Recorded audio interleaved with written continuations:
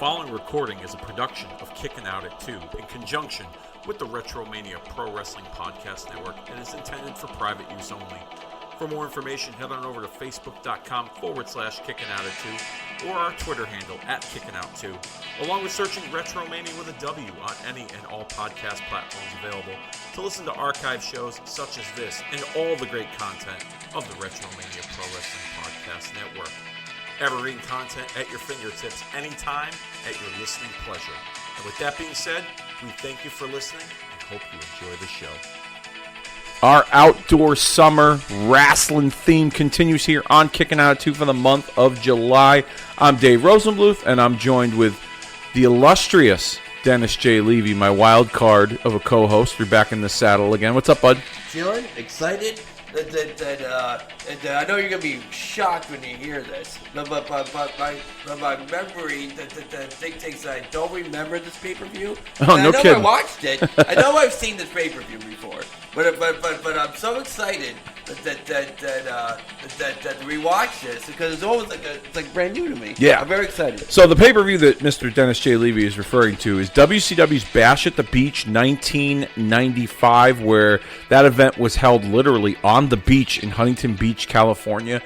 Tony Schiavone on commentary claimed that over 100,000 people were in attendance, but it was actually close to more like 10,000 people, and they got in for free.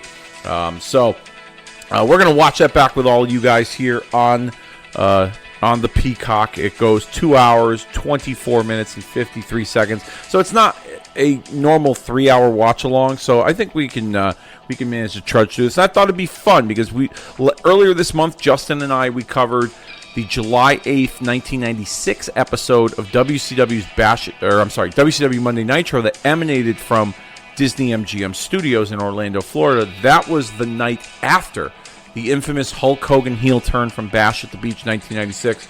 So we've been doing the outdoor theme, and we're continuing it here. And I thought, well, of all places, it's summertime, it's the beach. Let's let's watch this event. So we're gonna strap in and have a little fun with that. What I'm gonna do is I'm gonna give you guys all a countdown.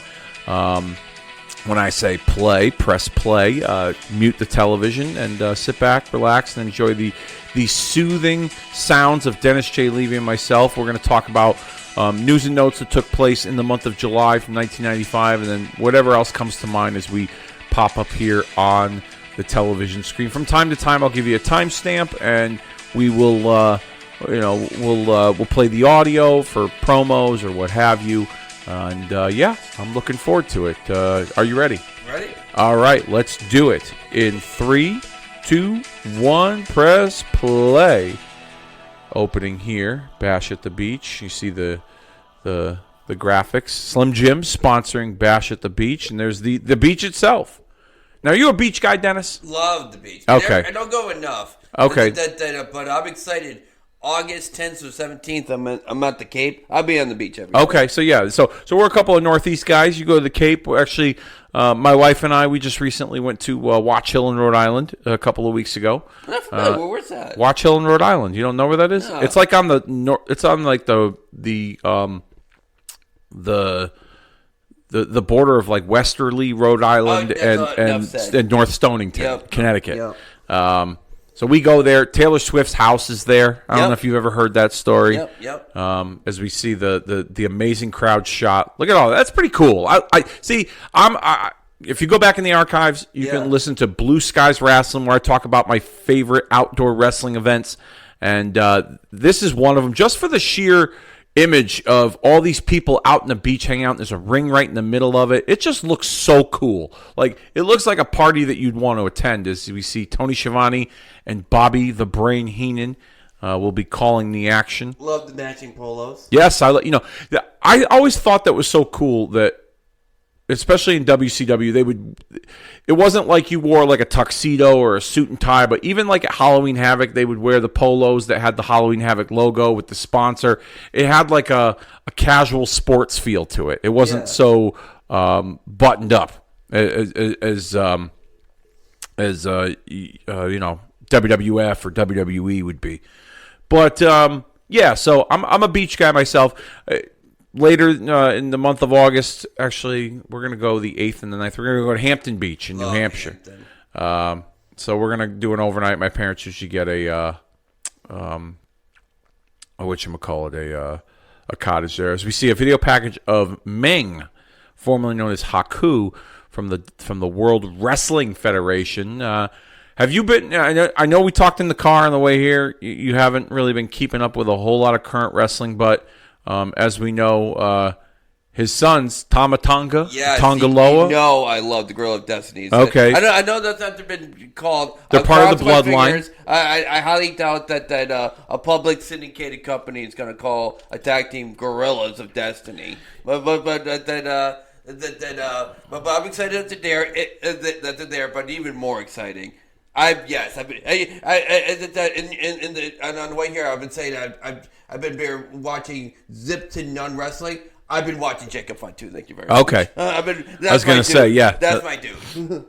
Yeah, I mean, I've seen clips of him on YouTube, from MLW and other things, but I had never watched him in person. And his, this last month, he's been the shining star of this new bloodline. I mean, he's almost overtaking Solo, in my opinion, as the leader. Oh, this is exactly what they're doing, in my opinion. They're doing the Nation of Domination, where Farouk is the leader, but who's they putting over? The Rock. Okay, this is my opinion. That's my analogy. That this group, maybe that essentially that wasn't maybe their first goal, but now that the horse is out of the party with Jacob Fatu, that they're like, okay, Solo, you're going to be the guy at SummerSlam, but the next couple pay-per-views might be Jacob Fatu. Yeah.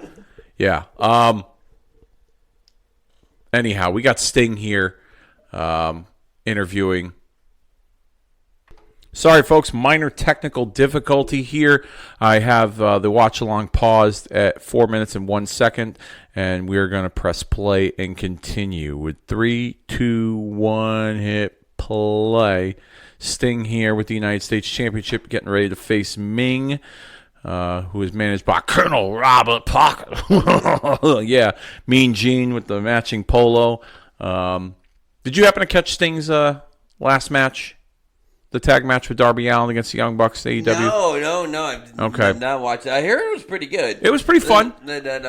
It was a FOMO buy. I bought the pay-per-view at the last minute, based solely on the video package, and I thought, wow, that's pretty cool. Sting's one of the last guys of my generation as a fan that's still around. So I thought, you know what? I got to watch his last match. If this is it, I got to watch his last match. I wasn't the biggest Sting guy. I liked him, but, yeah. I did. I was like, I got to watch this. I was a little worried that the Young Bucks were going to put him over, but I'm glad that was the Sting the one that got the final pin? I believe Sting and Darby won the match. Sting and Darby won the match. I don't know if Sting got the final pin. I know that they won the match, but I was wondering if Sting actually did the pin. I don't even remember, to be quite honest with you. Beautiful crowd shot there. I wonder, did they have to pay to watch? From what my notes tell me, that no, they did not have to pay to watch. Speaking of my notes, why don't we get into that shortly? I got some notes for the month of July. So I know. I swear to God, I bet you she's paid. I'm almost that first girl there. Yeah. I'm convinced that she used to be a ring girl for the WWF. Maybe. It's very possible. Oh, I'm convinced. Okay, it's very possible. As we see Ming making his way out with Colonel Robert Parker. I know Parker got to be sweating in that suit. My God. Yeah. That California sun, the middle of July. On the beach. Holy cow. This event took place July 16th, 1995. We are just past the 29-year anniversary of that show. I thought about doing this next year, but I said to myself, I'm doing the outdoor wrestling theme. Why don't I just do it now? So it doesn't matter whether it's on the 30-year mark. It's the 29-year anniversary. Does that make you feel so fucking old? 29 years ago? It does. It really does. And, it's so old that I can't even remember, Dennis, when I was at home and I was listening to this pay-per-view through the squiggly lines. Oh, yeah, me too. Because I watched, so WCW had their pre-show, which was on TBS. It was called Main Event. So I watched Main Event, and they had some preliminary matches, and I was like, oh, this looks so cool. And I wanted to order it, and of course my father said no, because that's what he said a lot of times, which, is fine with me now in hindsight. It taught me how to accept some things and not expect a yes answer all the time. But anyways, Yeah, so I wanted to watch this, but unfortunately, I couldn't. So we got to listen to it through the squiggly lines. So that was our radio wrestling back in the day by listening to the broadcast. You said you were listening to And so I remember as a kid, we would listen to these and with the squiggly lines, and my father would be like, "What are you doing?" Like he thought we were watching porn, but I'm like in my mind, I'm thinking to myself, what four brothers are going to sit together and watch porn? Like usually that's like a thing with your spouse, or you do it on your own, not with your siblings. So I don't know what my father was thinking, but anyhow, I always thought it was weird that you in college you go to these frat parties, right? And in the background there's porn, and it's just like, why is that a thing for frat parties? Yeah, I didn't get that either. I totally didn't get that. Maybe it's it skipped a generation. I have no idea. But so we listened to this show, and then years later I was able to get the VHS and rent it, and this is an okay show. I'll just leave it at that. This is an okay show. It's not the greatest. I think the cosmetic look of it being outdoors makes it somewhat memorable. But this is a rematch here from their previous bout at the Great American Bash a month prior. It was the finals of the United States Championship Tournament. Sting defeated Ming. So now this is the rematch here on the pay-per-view. But let me get to my notes here.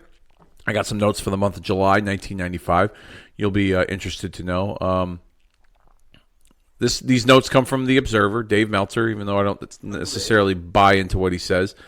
Dave Meltzer says that King of the Ring 1995, a month prior, many are calling it the worst pay-per-view they'd ever seen.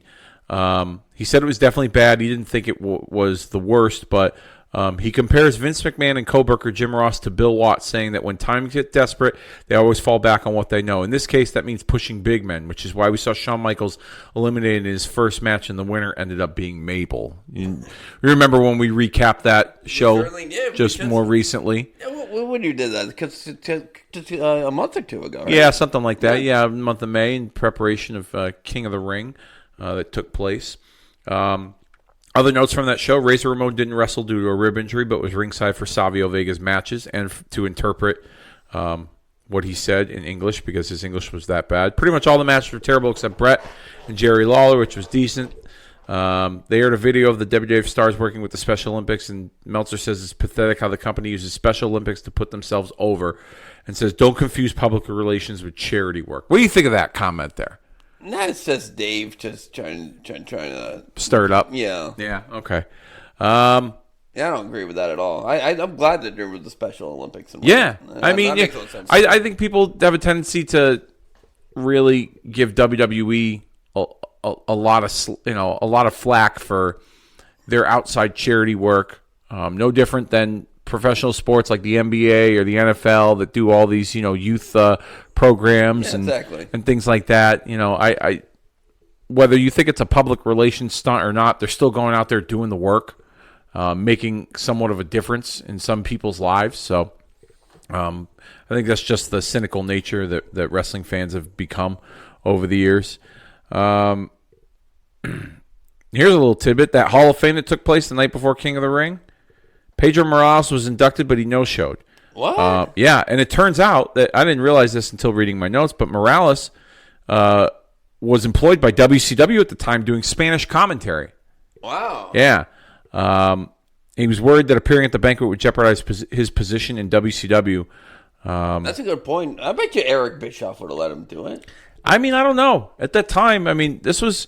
And here's something to take into account, too, right? Yeah. This is, I'd say, almost going on 2 years that Eric Bischoff was in charge of WCW. But this event here is pre-Nitro. We haven't even had the very first Monday Nitro. Really? Where things were just, going crazy every Monday night. This was 95. This is, but Nitro didn't air till Labor Day of 95. Oh, wow. This is July of 95. And at the time... From what I've read, they didn't even have a name for the show yet. And Nitro between me and you is not the greatest name for a wrestling show, but it's something. Well, I didn't mind it. Back then it was kind of cool. And then the music and the logo and the opening graphics and it got you pumped up to watch wrestling on a Monday night. Yeah. That's just me personally. But I thought that when AEW, debuted Dynamite, I thought that was a total Nitro ripoff. Yeah. I was waiting for like the Dynamite dolls to dance on the stage like the Nitro girls, and I thought it was a complete ripoff. I didn't like the name's grown on me, but it's the same. Yeah. What else do we got here? Oh, actually, you know what? I will talk about this at a later date here. Sting fighting back here with good old Ming in the hot summer. So let me ask you, we're on outdoor wrestling shows. What are some of your favorite outdoor wrestling shows in history, and tell me why? All right. One of my favorite matches when it comes to everyone knows I'm the residential female wrestling guy. One of my favorite female wrestling matches I've ever seen was Bull Nakano versus Medusa at Hog Wild. I really like that match a lot. Okay, yeah, those Sturgis shows. I don't think that was necessarily a great show. I forget what else was on it, but that match is really memorable. Hogan won the belt, and that was when he spray painted NWO. Yeah, and that was I like that event. Actually. Yeah, but the Hog Wilds were hit or miss. Some were terrible, some were some were good in my opinion. What did you think of the motorcycle aspect? Like, did it add to the show, or did it take away from it? So here's the thing. This is such a politician's answer. I think it did both. Like when you first turn it on and you're watching the spectacle of the whole thing. Oh, this is amazing. Yeah. And all of a sudden, you're watching a match and you're kind of getting into it, and you're it's like the motorcycles. Man, that's like having sex and like the girl goes, let's talk about your mom. And it's like, come on. Yeah. I was the Sturgis shows again. I don't know what it is. I just think I like outdoor wrestling events because they look like major spectacles. Like it's got a different feel to it, and they look fun. It looks like you're at a party, like you're just at some big party and you're watching this wrestling going on in the middle of it. And so I've always had for instance, one of the reasons why, WrestleMania 9 is not a great WrestleMania, but I thought the outdoor look with like the Roman Coliseum theme was outstanding. Yeah. And yes, everyone says the finish with Hogan and beating Yoko after Yoko beat Brett, that puts some a sour taste in people's mouths, and I could understand that to some degree, but I just love the outdoor aspect, and it reminded you of like watching a sporting event in an outdoor stadium, a baseball game or a football game. So those Sturgis shows are probably of my least favorite outdoor wrestling shows because of the motorcycle aspect. Not because, I don't like motorcycles, because I was a big Sons of Anarchy fan, but I thought that the motorcycle, the revving up the engines, that kind of took away. And really, like, if you go back and you watch those shows, you'll notice too that they don't really react to a whole lot on the show, like the wrestling wise, until like the wrestler like placates to the crowd and has them like rev up their motorcycle, and then they're getting involved. Like you don't really hear a whole lot of cheers and boos, and like that Sturgis show, for instance, I believe, if I'm not mistaken, I think there was like a Chris Benoit Dean Malenko match on that show that you were talking about, the one that has Bull Nakano and Medusa. And, Benoit Malenko, outstanding technicians. It would be impossible for them to have a bad match. And that crowd was just kind of like, just sitting there. Like, they didn't really, they're, hands on their feet, or hands sitting on their hands, Yeah. Just didn't, I just think it was like I get the idea, but it was like the wrong, like they should have charged people to go to those shows, because I'm sure that the people with the motorcycles could have given a shit. Although there were a lot of people at those shows, I'm sure they could have given a shit about it. So yeah, not my favorite. Now, what are some of your least favorite outdoor wrestling events or memories of outdoor wrestling shows? So two don't just jump into mind. Of course, the WCW stuff, the Bash of the Beaches and Sturgis. And I believe it or not, I know you're going to give me a rebuttal answer like, Dennis, you don't remember this or that. But I don't remember any of them being so bad, but none of them being great either. Yeah. But so I'm just trying to think like maybe another federation or something I saw an outdoor event or it's just so bad. I don't know. I just think like World Class used to do some outdoor stadium shows, you know. Oh, I tell you what. I'm sorry. My favorite outdoor stadium one was the main event was before he was called King Kong Bundy versus Vergania. One of those AWA shows. That was so good. I wish I could tell you what year that was. Really? Whatever. But I saw that whole show. And it was incredible. Yeah, really? Vergania. It was like Vergania's like last match, but of course it wasn't his last match. But you got the gist. He was doing a Terry Funk type thing. It's my last match, and then but you get the gist. But it was against King Kong Bundy before it was King Kong Bundy. Okay, great match. Oh, great event. Was that did Bundy have hair? He had hair. Yes, he did. Yes, interesting. He did. Interesting. Yep. Are you talking Vern? Or are you talking Fritz? I thought it was Vern. I remember seeing Vergania's last match. He's in his 60s. He can't wrestle again. And I was going to beat the because I know in World Class they did at a stadium show in Dallas at the old Texas Stadium. Yeah, where the Cowboys played.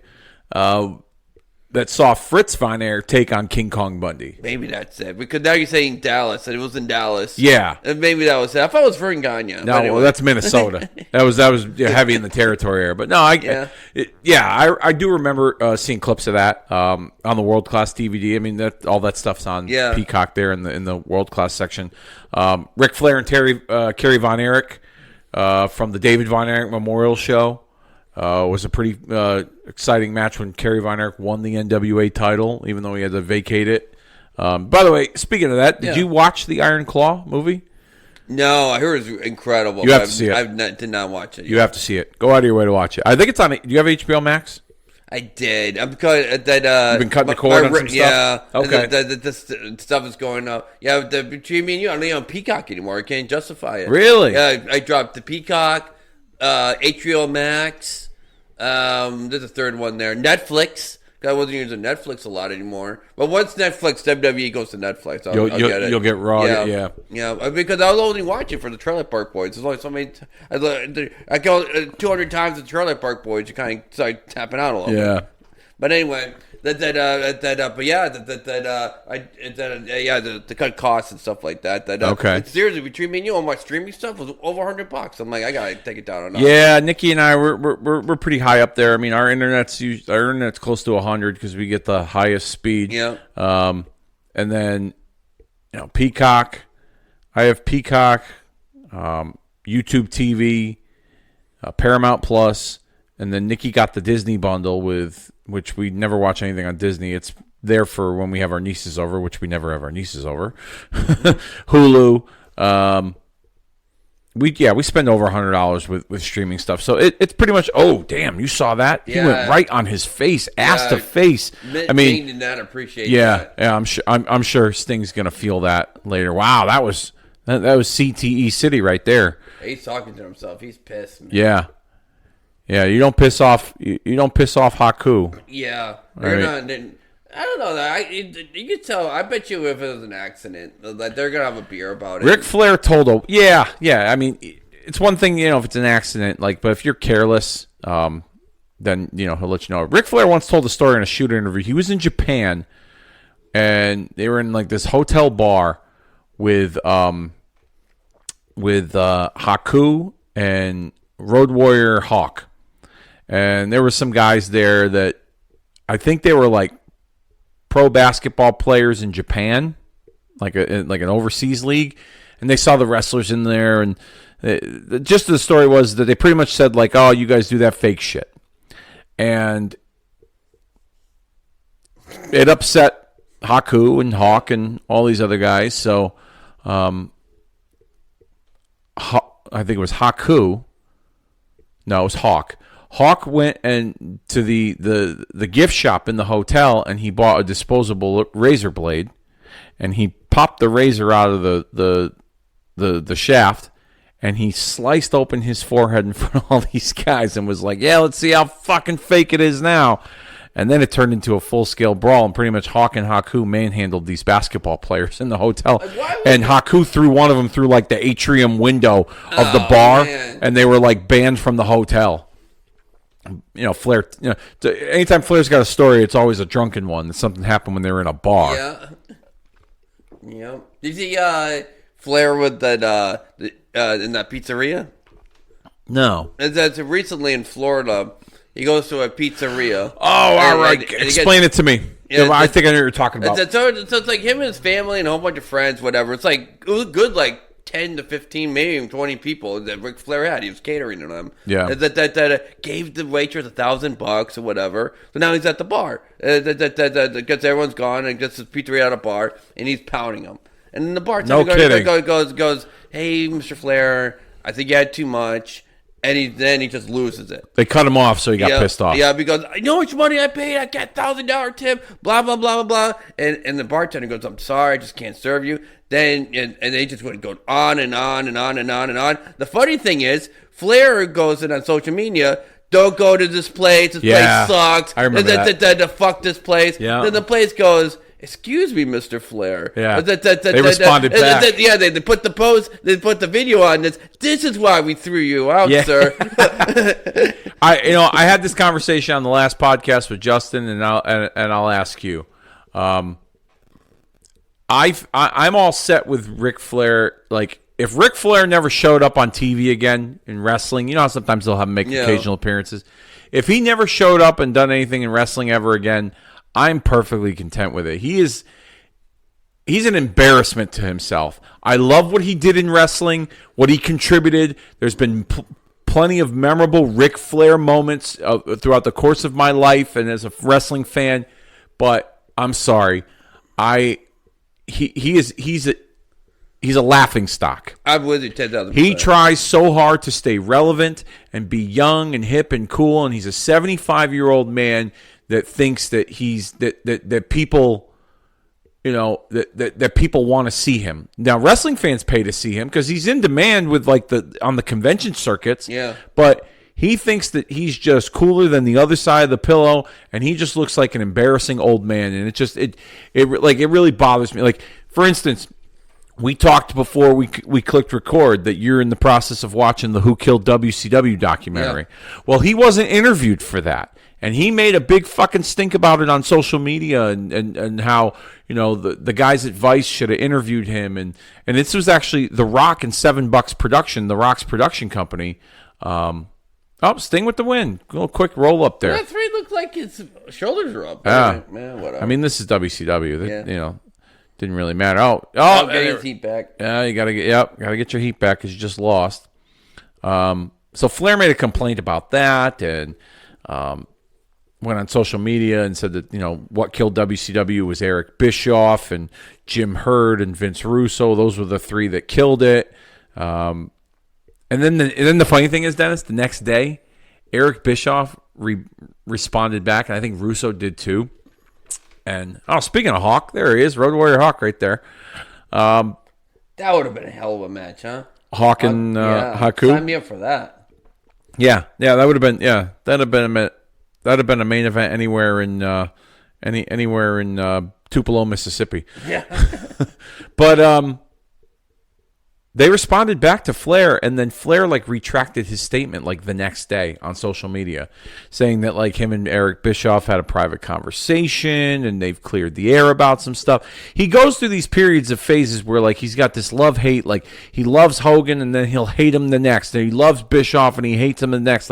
It's exhausting to watch. Ric Flair needs somebody to control his social media because he has no business operating a Twitter whatsoever. So I'm of the and here's I want to ask you this. Anyway. I want to ask you this question, and we'll put this subject to bed. When it comes to Ric Flair, you've seen all the videos when he's like at the WWE shows and his daughter Ashley, Charlotte Flair, is out there and you see him crying all the time. Do you think he's crying because he's so proud of what she's been able to accomplish, or do you think he's crying because he's not out there, soaking in that spotlight? Neither. He's crying because that he's acting. And he wants his 15 minutes of fame. Oh, so you think he's more than 15 minutes. This is Ric Flair we're talking about, but he's trying to absorb his final like stages of his fame, whatever. I don't know. I'm not putting it in, but anyway, okay. I just think that because he's being a fake piece of shit. I don't think there's true emotion. When he cries for is he a proud dad? No. Is he crying because he goes, oh, she's gonna steal my legacy? No. He's crying because he knows the camera's on him and he wants that glory. That's why I think he does that. Okay, interesting. All right, so trying to see here. What do we got? We just saw the Renegade. With Jimmy Hart coming up next to defend the World Television title against Mr. Wonderful Paul Orndorff. Here's an interesting story regarding this, okay? Apparently, the Ultimate Warrior was backstage at this pay-per-view discussing ideas for a 1996 feud with Hogan, according to Dave Meltzer. But given that the WWF owns the Warrior name and likeness, Meltzer thinks it's unlikely to happen unless he legally changes his name to Warrior or something. But that's just too silly to ever happen, right? Yep. Let me ask you this: I don't know how true it is, but I know Tony Schiavone has not confirmed nor denied the idea that Warrior was at this show. And as a matter of fact, on his podcast once, I remember him saying that he had heard a rumor that Warrior was backstage, but he couldn't confirm it because he was doing the commentary for this program. What, in your mind, or what do you think an Ultimate Warrior in WCW in 1995 would look like had he... I mean, we're going to see this Renegade, which is clearly a Warrior ripoff. What would Ultimate Warrior in 1990... Look at the landscape of WCW. It's pretty much the Hulk Hogan and Friends show. Okay? That's a good way of putting it. You got Dungeon of Doom, you got... Hacksaw Jim Duggan, and all the monsters, Randy Savage, and then you got this guy, the Renegade, that's about to come out here with Jimmy Hart. What does Ultimate Warrior in WCW in 1995 look like to you? I like that question. I actually think it helps the company if you actually book them proper and like maybe have like. The Dungeon of Doom was shit, and it was just to put over Hogan anyway. Why not have Hogan and Warrior team together and take out the Dungeon of Doom, the threat that's to try to take over WCW, and then maybe once they're done with that, then you have your Hogan versus Warrior feud once again. Okay. Once the enemies are gone, they realize, hey, wait a second. Now that the cancer of WCW is gone, whatever. Now we got to focus on the championships. Let's do it. Interesting. So Hogan Warrior feud 95. I'm going to disagree with you. I think it would be standard operating procedure for that time. I think Warrior would have been a fixture in that Dungeon of Doom angle with, as like an ally to Hogan. Yeah. I think they would have touched on maybe the idea of the two of them going at it, but I don't think it would have changed anything drastically. If anything, it would have added to the cartoonish, hokey nature of their programming. I still think it would hurt. So, right now, who are, the big guys? Obviously, we just saw Sting, and there's Hogan. Vader. Vader. Ric Flair. Yeah. Randy Savage. Yeah. We would eventually see Big Show debut as the Giant at some point. I believe he was already on programming during this time. So those are like the heavy hitters, the big names. But yeah, Warrior 95, I don't think it would have really put I bet you Warrior wasn't too pleased to see this fucking cocksucker fucking Renegade. Orndorff spilling out in the sand. That's got to hurt. I feel so bad for Paul Orndorff that he's the only person in the history of mankind. I know I get on him for this, but I still can't get over that he still got injured. He gave someone the pile driver and he's the one that gets injured. My mind's still blown that happened. My mind's still blown that happened. Well, there's a reason why you're not a medical professional. You know what I mean? Yeah, I don't get that either. I mean, the only thing I could say is that maybe he strained himself and he was older when he did that. So I don't know what his medical condition was like at that time. Maybe he had atrophy in his right arm. So I can see maybe him. I'm just saying that he should not have been doing power drivers at that age. Speaking of Hulk Hogan and friends, Ed Leslie is attempting to try and legally get the rights to use the Brutus Beefcake name in WCW, arguing that even though WWF owns the name, since they don't have a character using the gimmick, he should be allowed to use it. Greg Valentine is currently fighting the WWF on the same issue regarding the Hammer nickname. Beefcake would make his way to WCW the Bootyman, in 94. Right? He was before he was the Bootyman, he was the Zodiac. Oh, that's right. How could I forget? And before he was the Zodiac, he was the Butcher. When he gave that excuse that he was the secret agent, I was so pissed. That was lame duck. I agree. That was lame. Hey, you're duck. beating the shit out of Hogan. But it was like, oh, I did it for the greater good or whatever. Yeah. I always hated that, and that I even hated when you watch like a tag match, right? Well, one of the guys is gonna turn, but in the match he's still kind of beating the shit out of the opponents. Yeah. I love it where if you're gonna turn on your partner, have him in the corner. Right when you're about to do the first hot tag, that's when he jumps down from the mat, whatever. It just makes anyway. There was something similar that took place like that. The way you just kind of laid it out. There was the previous year's Bash at the Beach I just watched because we approached the 30-year anniversary when Hogan made his WCW debut against Ric Flair. Well, earlier on that show was Bunkhouse Buck and Terry Funk against Arn Anderson and Dustin Rhodes. And Dustin Rhodes recruited Arn Anderson. And Anderson was like, listen, if you want me as your partner, you're going to get the old Arn Anderson. I'll knock my grandmother out for 50 cents. Like that's exactly what he said to him. But throughout the match, Arn was getting physical with the other two. And then Dustin makes the hot tag and Arn gets in the ring and he props Dustin up and then he nails him with a DDT. And then Buck and Funk cover Dustin, and then it's revealed Arn was part of Colonel Parker's stud stable. But there's another one, actually, that was really good. It's a very underrated turn, in my opinion. Halloween Havoc 1995. The match was scheduled to be Sting and Ric Flair against Arn Anderson and Brian Pillman. And Flair was attacked before the match. So Sting went at it alone in a handicap match. So halfway through the match, Flair shows up in his slacks. He's got a bandage over his head. And at some point, Sting makes the hot tag. And Flair comes in and he does his little strut. And he gets the crowd crazy woo. And all of a sudden, he just nails Sting with a fucking right hand to the face. And the place went nuts. It was one of the more underrated turns I'd seen. And then that was when they reunited the Four Horsemen. Yeah. At that time when they were resurrecting the Four Horsemen, and Pillman was a part of it for that brief period of time. Yeah. The only time I can think of a turn where it made sense, where the opponent started off fighting with them, was Strike Force. Because Tito hit him. That's when he said, "Fuck this! Sorry, I'm out because you hit me." Yeah. That would make sense. Okay. To me. But other than that, it drives me nuts during a heel turn tag match where the fight beating where for a half an hour you beat the shit out of the other team. Now you're trying to do the hot tag. You go, psych, and then at the end they might even celebrate with the other tag team. And I beat you up for 20 minutes. That makes no fucking sense to me, Dave. Yeah, I'm sorry. I know. I'm with you there. I definitely agree. With you.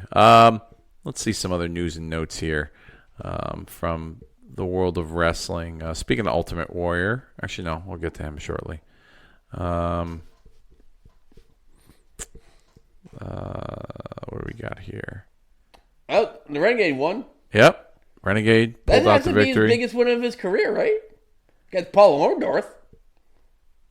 Yeah, must be. What title is that? Well, he beat Arn. Television? That's a TV title. He beat Arn Anderson for that title.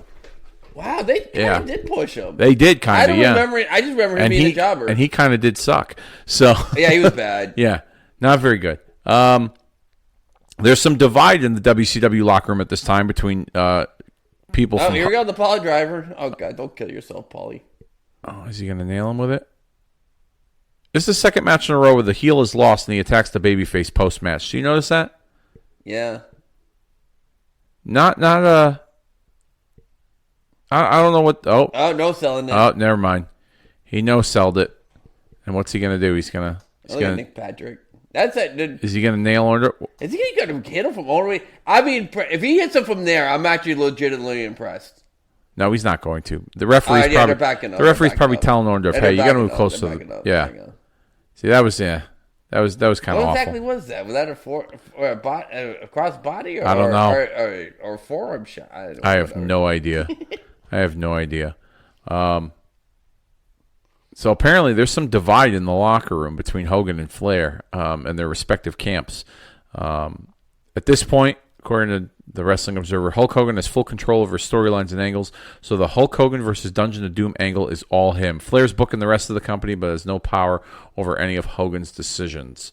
So you mean to tell me that Flair booked this shit? I guess. Really? I thought there was something better than that would come from Flair. What else do we got here? Paul White, who would debut as the Giant, is expected to officially debut in a pre-taped segment at Clash of the Champions in some sort of angle. WCW doesn't want a repeat of the Shockmaster fiasco. Yeah. And since White is so inexperienced, it's better for him to not to do any angles on live TV. Prior to this event, on the main event episode on TBS, Paul White would come out and he would throw... remember that white puffy like shirt that Andre wore in the Princess Bride? Oh, Andre yeah, the Giant. of course. Yeah. Remember how they tried to portray Paul White or the Giant as Andre's son on WCW programming? Yeah, I do remember that. And so there was an angle at the beginning of this where they'll show clips on this pay-per-view, I think, where he throws the shirt in Hogan's face and just kind of walks away. They try to make it look like, Hogan like saw a ghost, like, oh my God, it's Andre's. Oh, we got to play the audio for this. Dungeon of Doom here, 39 minutes and 3 seconds. So I'm playing the audio right now.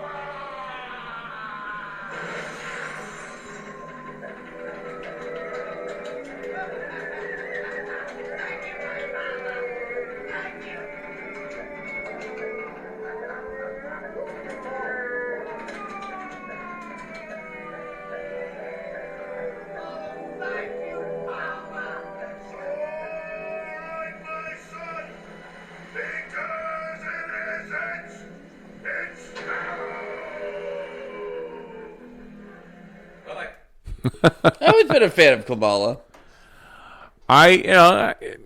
He's all right. I guess his better. A lot of the hardcore diehard wrestling fans say his better stuff is, pre WWF when he wasn't like the cartoonish character, when he was like in Texas for like World Class, and even like down in like Houston Wrestling for Paul Bosch. I never saw any of that. I actually like they said he was more of a killer in in I didn't see that. Yeah, I could. that I always been a big fan of Kamala, and what I just learned from watching a not Barry Horowitz, but Brooklyn Brawler. I was watching the Brooklyn Brawler do a shoot interview, and he was what was that guy? He was Kim Chi. Yeah, you didn't know that? I didn't know that. Did not know that. Brooklyn Brawler had plenty of roles. He was an alternate Doink at one point. Yep. He was Kim Chi. I believe he was also. You remember the year that baseball went on strike in the '90s, and he was the baseball guy. Yeah. He was the baseball player, Abe Knuckleball Schwartz. Yeah. So man, you got a good memory. Yeah, Abe Knuckleball Schwartz. Yeah, he had that didn't last very long. And it didn't definitely last throughout the duration of the Major League Baseball strike at the time. But Kamala was known to be like in his early days was more his best work was when he was a killer. Like this is more cartoonish from what we're seeing here, and even during some of his WWF time, as he makes his way out with the Taskmaster. Some news and notes from this event itself. Let me take a look here.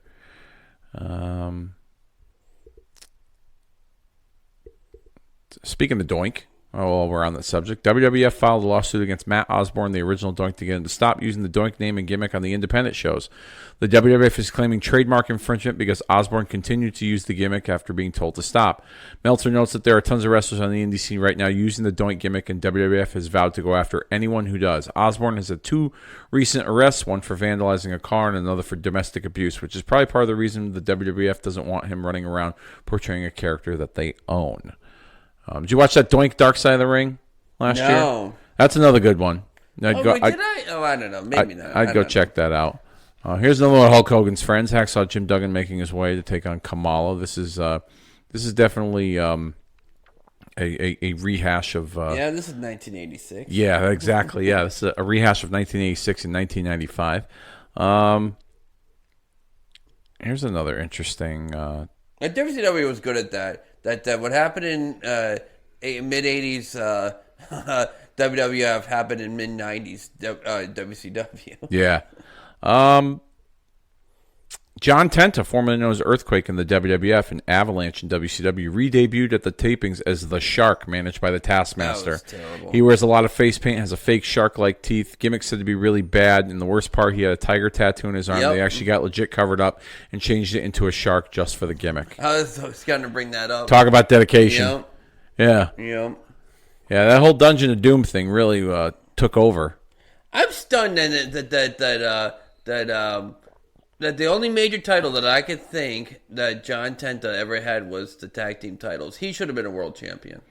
I thought that, I think we've had this conversation before, but I thought that the Earthquake character in WWF, when he, in that year that he wrestled Hogan at SummerSlam, I thought for sure he was going to be, one of those guys that Warrior was going to, pick through. Yeah. And then even... Here's another thing too that I thought would have worked really well. There was a period of time in I think it was 94, 93, 94, when Earthquake was still employed with the WWF, where I thought, why wouldn't they pair him up with Undertaker? Undertaker had worked all the monsters, Giant Gonzalez, Kamala, King Kong Bundy. He worked all the big slugs. Earthquake was a guy that actually could move around and could work. Yeah. Imagine an Earthquake Undertaker feud with Earthquake as the heel. Heel Earthquake was scary to me as a kid. Then he became some big lovable teddy bear with Typhoon. But Earthquake as a heel was scary. When he would shake. Remember when he killed Jake the Snake Damien? Yeah, of course. I'll never forget when Jake looked in the bag. And he started crying. Yeah. That was just crazy to me. That was just absolutely crazy to me. So, they another one of Hulk Hogan's friends. They brought him in. I don't know, you just can't convince me that Vince McMahon's what's WrestleMania 8 is to slaughter Hogan, right? No, that's 7. 7, okay. So 7, his big vision was having the LA Coliseum, of course. And, of course, they did it, the Cow Palace or whatever? No, they did it like the Los Angeles Sports Arena. All right. But that being said, I think they would have had a puncher's chance of selling out that Coliseum with Earthquake Hogan in that main event. Again? Yeah. A WrestleMania main event? Yeah, but that if they actually booked it right, instead of just like having every city see Earthquake Hogan. So you thought that it was not a good idea to do the USA Iraqi? I think on paper it's actually a terrific idea. Yeah. But it was failing. And it was failing way before WrestleMania. Yeah. I would have done something else. Yes. Okay.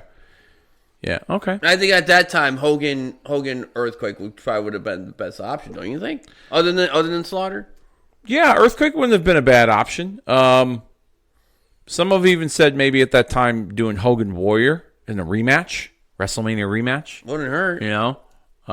It sucks that they didn't get the rematch, quite honestly. Yeah. I actually think they could have done it in 3, to tell you the honest truth. They probably could have. They probably could have done a trilogy. Yeah. Of like maybe the first one at 6, maybe the second one at 7, then maybe they did one at like a SummerSlam or a Royal Rumble or something like that. Instead of doing it all 3 years in a row at WrestleMania. Here's an interesting story I did not know. Okay. The WWF's Undertaker and WCW's Vader appeared on the same show in the USWA, but they did not interact on TV. Undertaker was brought in as Bill Dundee's tag team partner, and Vader showed up to demolish a few jobbers, with the idea being that Vader's going into other promotions to wreak havoc while challenging Hulk Hogan for the title. They're calling it the Vader Roadkill Tour. Word is Vader got a bigger pop than the Undertaker did. I never knew that. Vader and Undertaker, 2 separate organizations, wrestling for the USWA, which was, I think, Jerry Lawler, the Jarrett's and Jerry Lawler's promotion at the time. That's interesting for 95. We talked about it earlier. Yeah. If Bischoff would have let Pedro Morales make an appearance at that Hall of Fame. Where is the USWA? That it was Texas? like no. Well, originally it was purchased in. It's actually the old World Class, but it was purchased by the Jarretts, and then it relocated to like the Memphis area. Okay. Yeah.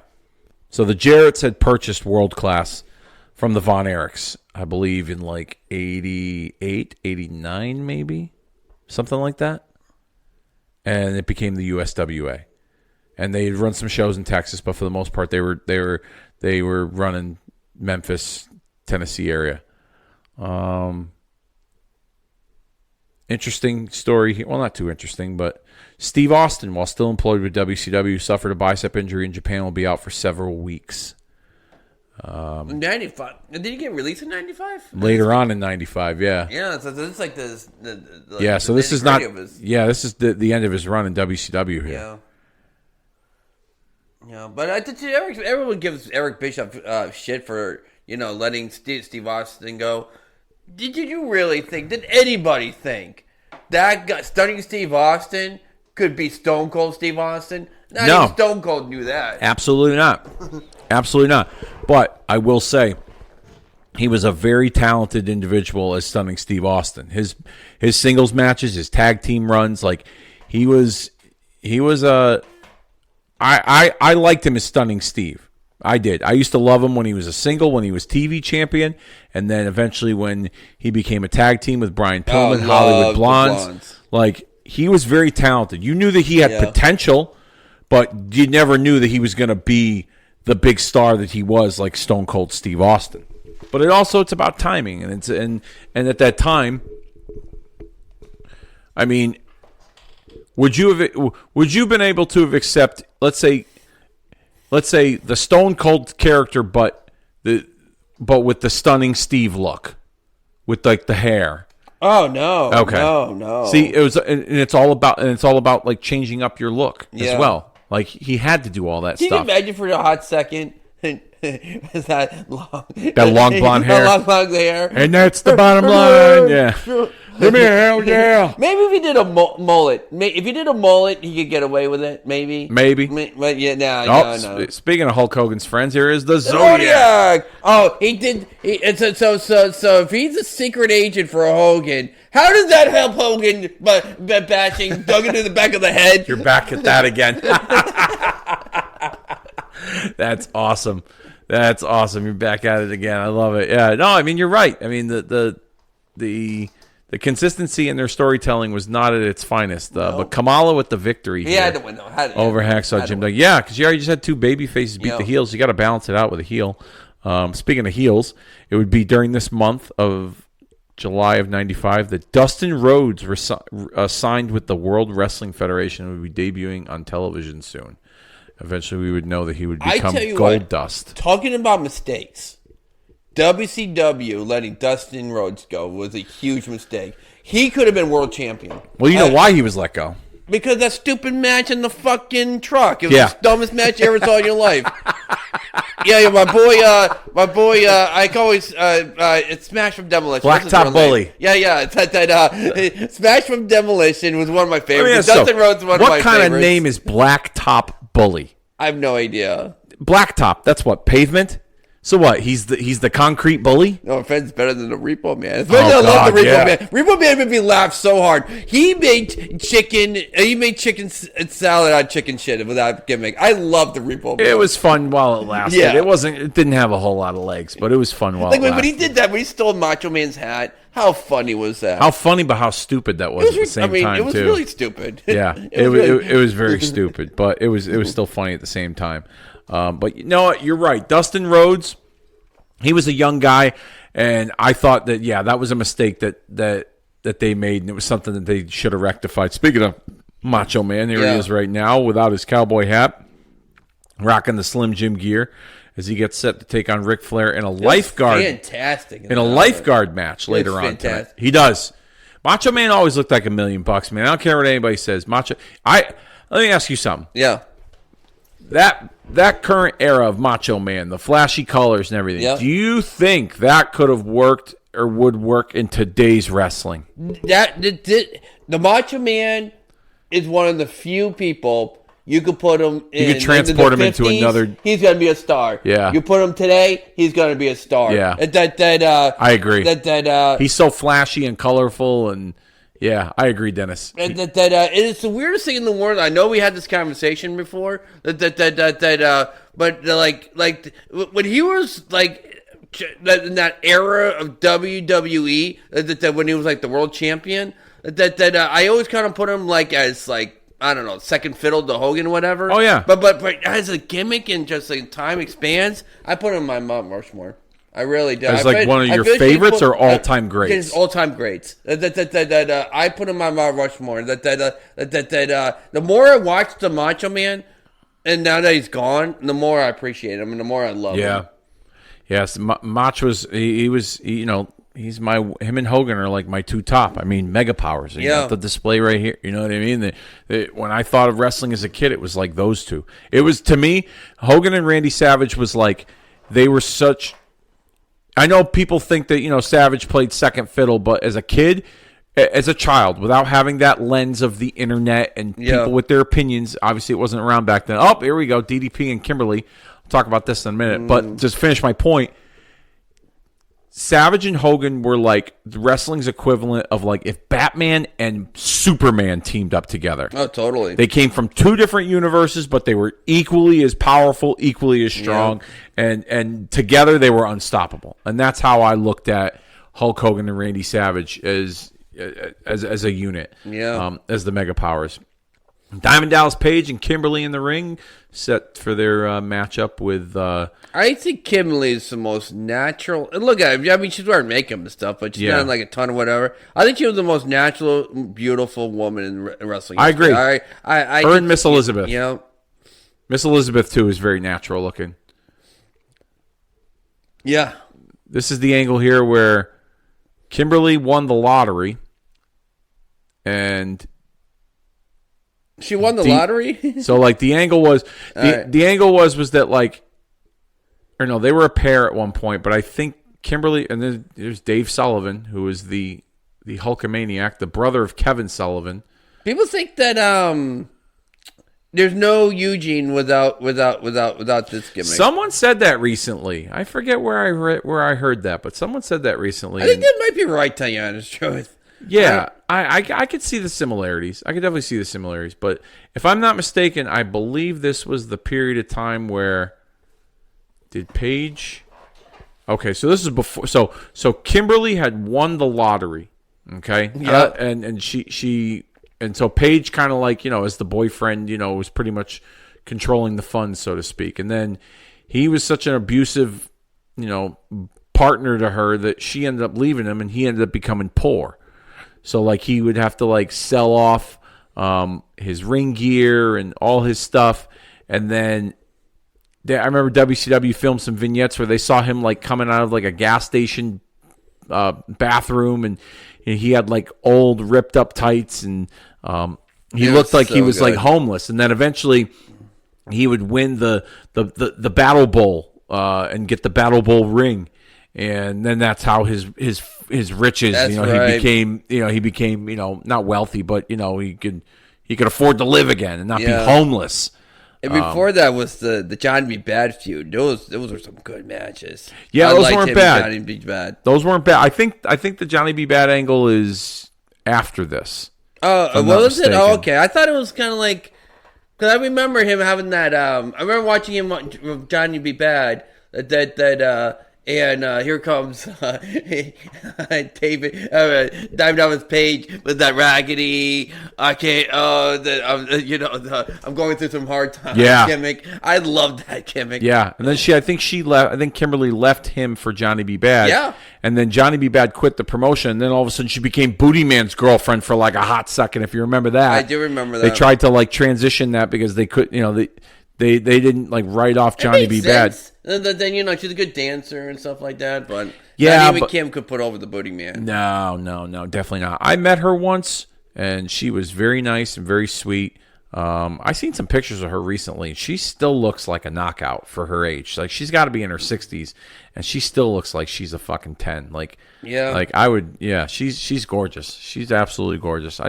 I know that she, if I'm not mistaken, I believe. Her and Paige are not married. I think he's on his third marriage now.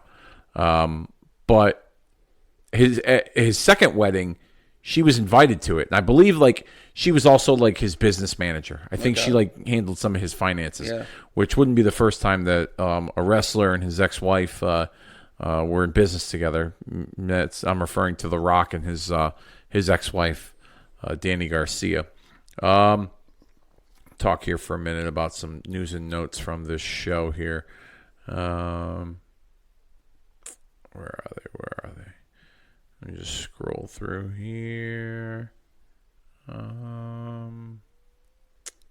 Bash at the Beach the Bash at the Beach pay-per-view expected to draw between 10 and 20,000 people, although WCW's promoter is quoted in a local Huntington Beach newspaper saying they expected up to 50,000. The show was free, and it took place outside on the beach, and on a good day with good weather, there's usually about 40,000 people at the beach.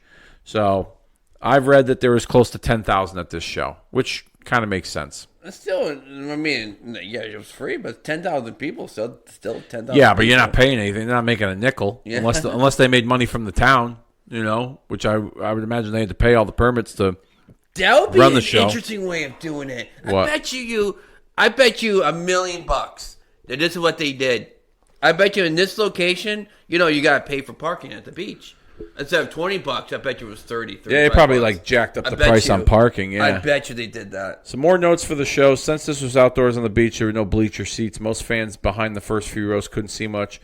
Meltzer says it was one of the worst live experiences he's ever had at a wrestling show. So apparently Meltzer was at this show.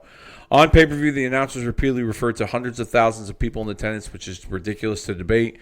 The real number that was actually there watching the show was probably in the 9,000 range, but maybe WCW was just counting all the people currently on any beach in the United States. There are a lot of people still in the ocean. That's true. Yeah. They also hyped the next pay-per-view, Collision in Korea, in front of 300,000 fans. Meltzer says that if you add both shows together, it was also advertised as a joint WCW New Japan show, which is silly because there's only one WCW wrestler there, which was Ric Flair. ECW had 4, so really by that logic, it's more of an ECW New Japan show. But that's unfair. I don't think that. I mean, everyone does kayfabe numbers for these shows. Yeah. Oh yeah. And also, that was a North Korean government propaganda bullshit. Yeah. Too. Exactly. Yeah. Fuck off, Dave, on that one. So this match is over here. Dallas with the. And of course, I meant Uncle Dave, not Dave Rosenbluth. No, I know that. Diamond Cutter from Paige to Evad. Here's some other notes from this show. Actually, it took place during this match. A woman took her top off at ringside during the match, which made the crowd pop, and then they booed when she was taken away. Yeah, interesting. What else took place in the world? Oh, here's another as we're talking on the subject of Hulk Hogan. Oh, Sherry, I always thought she was low-key hot. Hulk Hogan and friends here.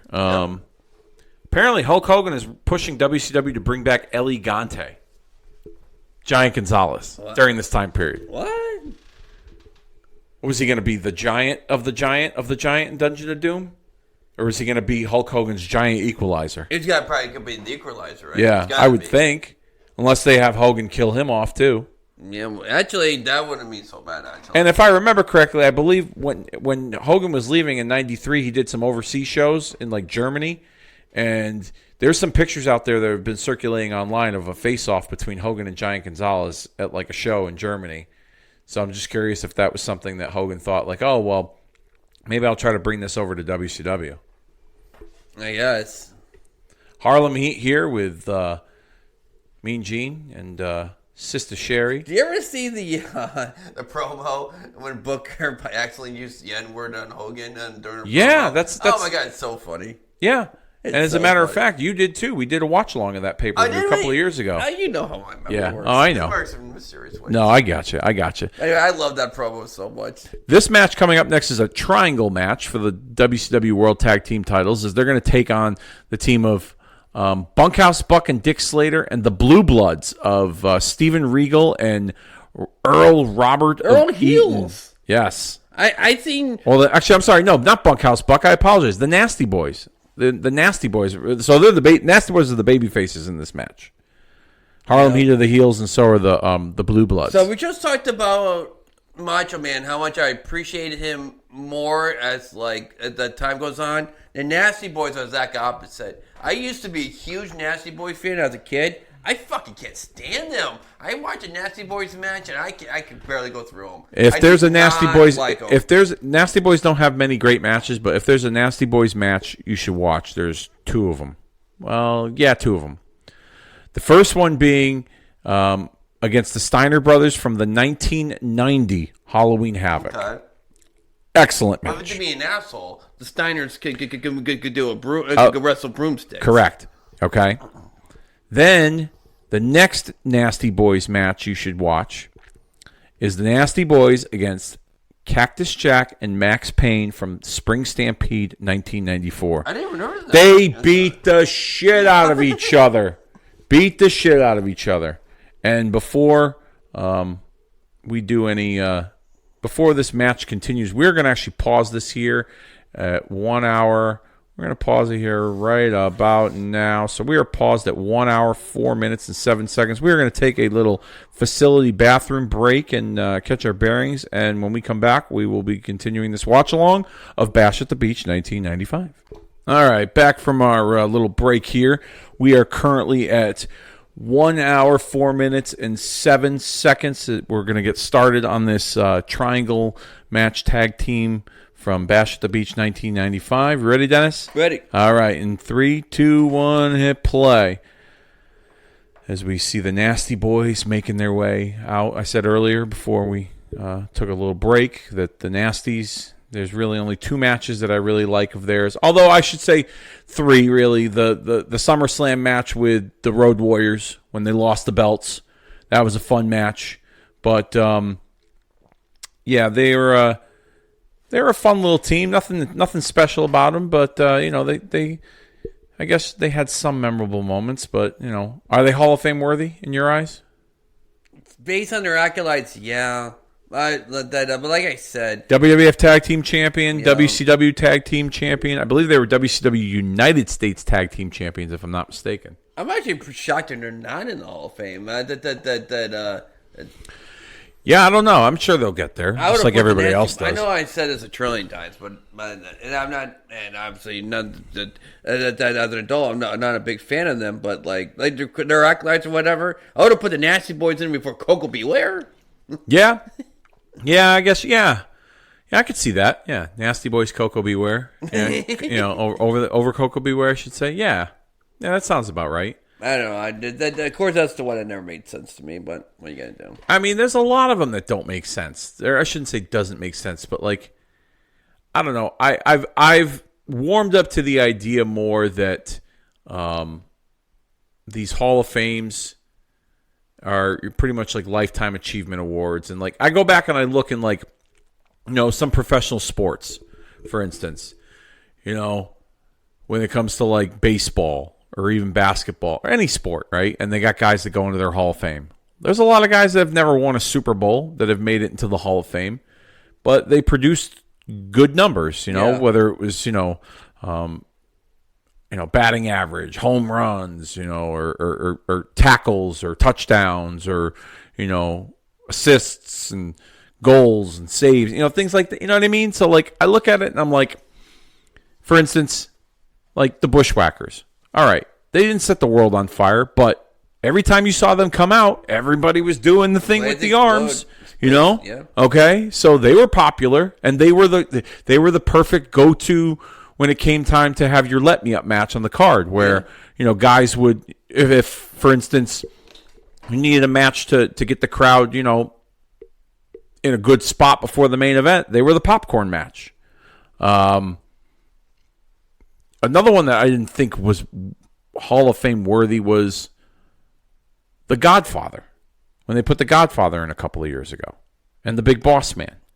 But I was like, Big Boss Man, he was super popular. Yeah. Godfather. Yeah, the Hoe Train. I mean, who didn't love The Godfather? I'm telling you. Unless you were a virgin. But granted, it's a little flawed because we weren't cheering for The Godfather. We were cheering for the Hoes. But when those Hoes came out, that was a pop. That was a huge pop. Oh, 100%. 100%. Yeah. So I have an interesting story here that I wanted to share actually as we're watching this match.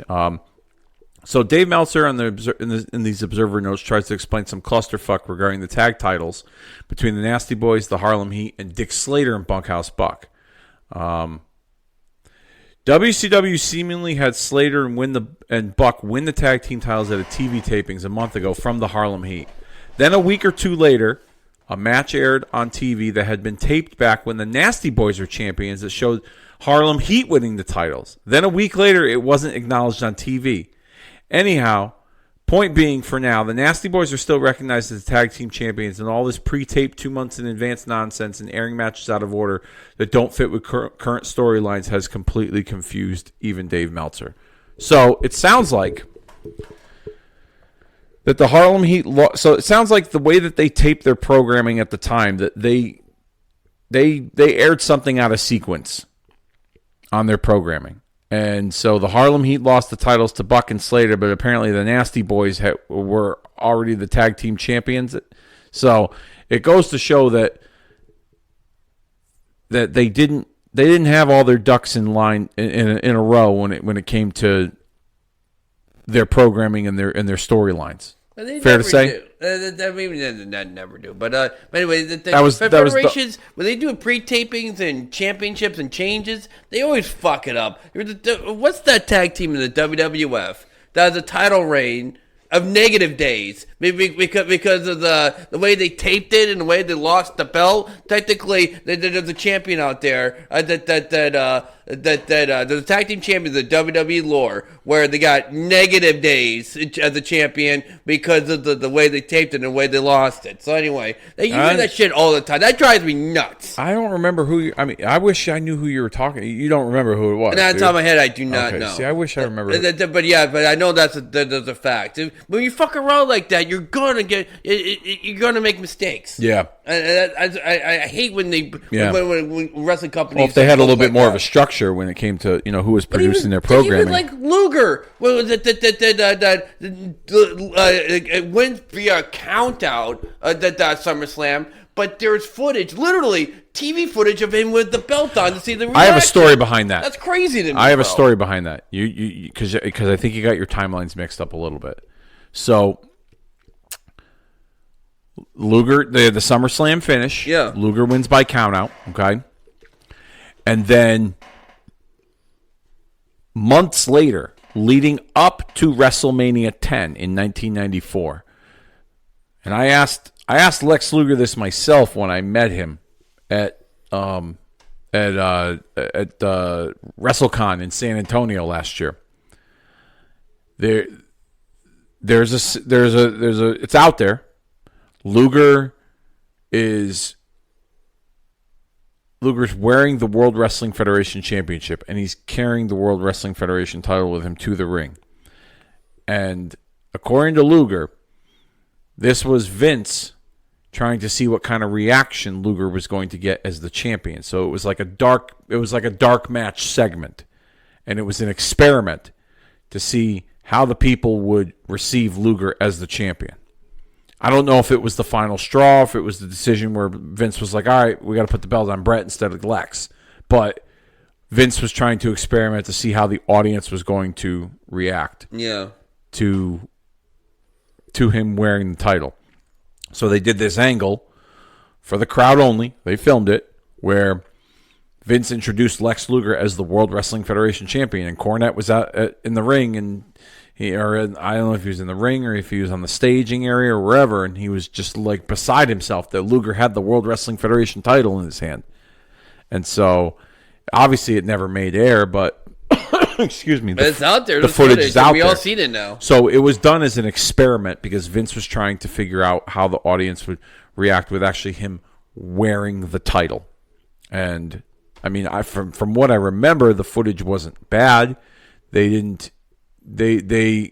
think he got a solid reaction, but I don't know if it was the type of reaction that Vince wanted. Yeah.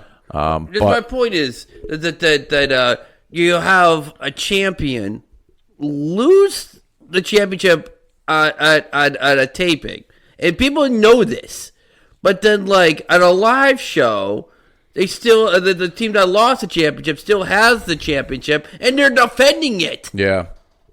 Well, that's crazy to me. Oh, I know for a while when WCW used to do the syndicated shows at Disney, they wouldn't have their champions come out with the title unless you were like Hulk Hogan.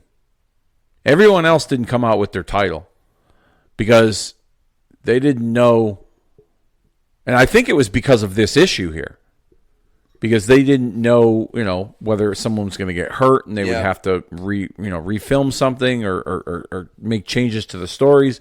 So a lot of times as a kid, when I used to watch those worldwide syndicated shows, I'd be wondering like, why isn't Arn Anderson coming out with the TV belt? He's the TV champ. Or why isn't Sting coming out with the US belt? He's the US champ. And I think it was because of this. The story I just read to you regarding Nasty Boys and Harlem Heat. They aired stuff out of sequence. So now it's much different, obviously. But there's been times where I could, the Luger thing, I've heard stories where Vince has experimented with certain things with guys with championships or, just like, for instance, there's a classic match out there. It never made it to television. It was a Coliseum home video exclusive. It was Bret Hart and Owen Hart versus the Steiner brothers in the WWF in 1994. Is that on the network? I gotta see that. You'd have to YouTube it because I don't think it's on the. Or you know what? It might be on the network on like one of their. They have a Coliseum home video selection on Peacock. I forget what video it came from, but it's like a tape. It was a big underground phenomenon with the tape traders back in the day. Yeah, and that was another experiment that Vince was trying out with the Steiners against Bret Hart and Owen Hart. Just to see, what kind of reaction either team was going to get. And I don't know if Vince had any ideas of turning one the heel or the other, but it was two babyface tag teams that had an excellent match. And the finish was a non-finish, but they still kept wrestling each other, and they still wanted to fight, and they wanted like 5 more minutes. And the crowd was actually kind of into it, but I don't know what happened that changed Vince's mind here. Bobby Eaton, got a question for you here. Yeah. Known, was a great tag team wrestler. Midnight Express, Dangerous Alliance, him here with Regal, where Regal tried to turn him into a more clean-cut aristocrat, if you will. If there's a Mount Rushmore of great tag team wrestlers, not tag teams, but tag team wrestlers, I put Bobby Eaton up there. Oh, absolutely. Who else do you put up there as a great tag team wrestler on the Mount Rushmore? Marty Jannetty definitely jumps off the page. Okay. I liked him, and I'm not ashamed to admit it. It wasn't my favorite tag team of all time, but I liked the New Age Rockers or whatever they were called, Leaf Cassidy and Marty Jannetty. Okay. Anyway, you get the gist. Yep. Him versus 1-2-3 Kid was pretty good. That was a solid team. They won the belts, I believe. The Rockers, of course. That Sean. that was 1-2-3 Kid and Crash Holly, wasn't it? No. Well, I'm getting confused. Anyway, anytime you put him in a tag team, he was with 1-2-3 Kid in the tag team. Well, was he? They beat the Quebecers. So Okay. they had the belts for a week, and then they lost them at a live event. That's right. In Madison Square Garden. That's right. But anyway, yeah, Marty Jannetty.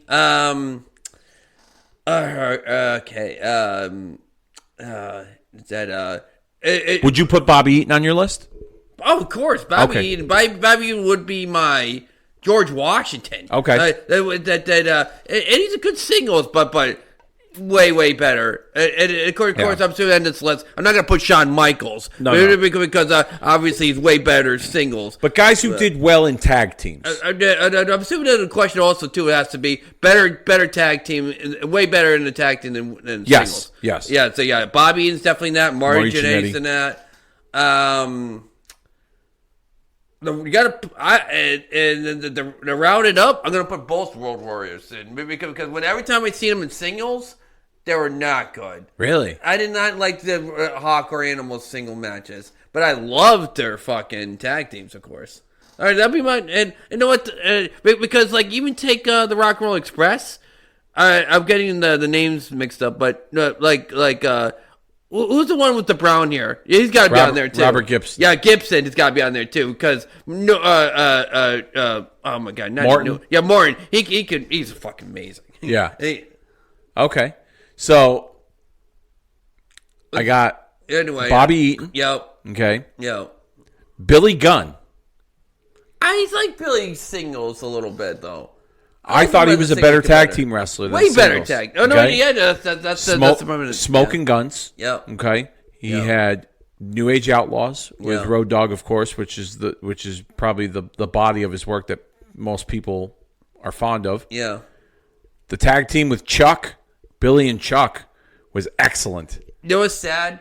Maybe because it's so, that we live in a different era or whatever. And I totally get it. That was so insensitive for the homosexual community. But that's going to get lost in time as one of the better tag teams of all time. Yeah. They were incredible. Yeah. And they do get forgotten about. So Bobby Eaton, Billy Gunn, even though I liked him as a single and wanted more of him as a singles wrestler, he had some incredible tag teams.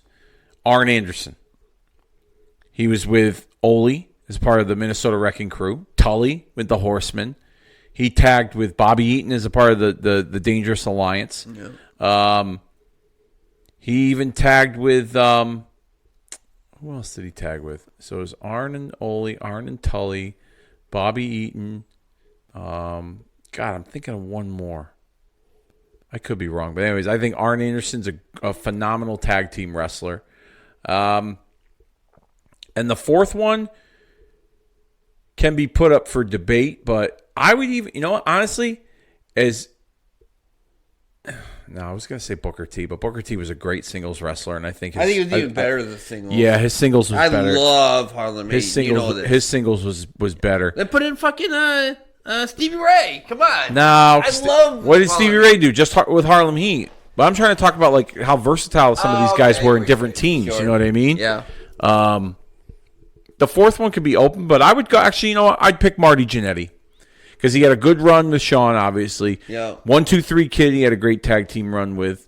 Even the New Rocker stuff wasn't bad. It was excuse me, it was hokey, but it was fun at the same time. I actually thought it was a good idea. They picked Al Snow. Al Snow was a good wrestler, but he's not a high flyer and you don't think cool. Al Snow, the cool guy.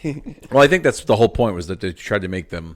Am I missing was there a? They were more or less like a corny tag team. Like Al Snow was trying to relive the. It's kind of like with the Bonnie Donnas when they lost Sonny, they brought in whatever. Yeah. Yeah, they were trying to like. He was like past his like. I guess you could say. Whatchamacallit? He was like outdated. Yeah. With his rockers theme or whatever. For the record, now they mention it. Pritchard. Tom Pritchard. Yeah. That's another one. The body Donna. It's all the Heavenly bodies. That's not bad. Yeah. That's not bad. Yeah. Yeah. There's probably a few more that I'm missing here, but those are some that come to mind. Maybe even Michael Hayes, Freebird Michael Hayes. Yeah, not my cup of tea. The Freebirds, but I understand the importance. And yeah. Okay. Is that you or is that me? That's me. That's you. Okay, I'm just making sure. Let's find some more notes here.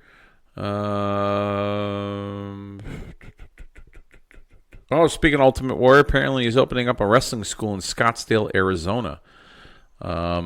This is a quote from the Warrior. In 1975, I entered the world of pro wrestling knowing nothing of it, and no one via a camp taught me by a relative unknown. In 1992, I retired a multi-millionaire. Success in pro wrestling depends more on desire, unique individuality, and entertainment ability than it does on technical wrestling knowledge. I do remember seeing a commercial, too, of that school? Yeah, the school. Yeah. Yeah. And I'm not even talking about it on YouTube. I'm talking about 1995, seeing it on television. 96 in WWF, yeah. Whatever it was. Yeah. The Warrior School. I remember seeing that.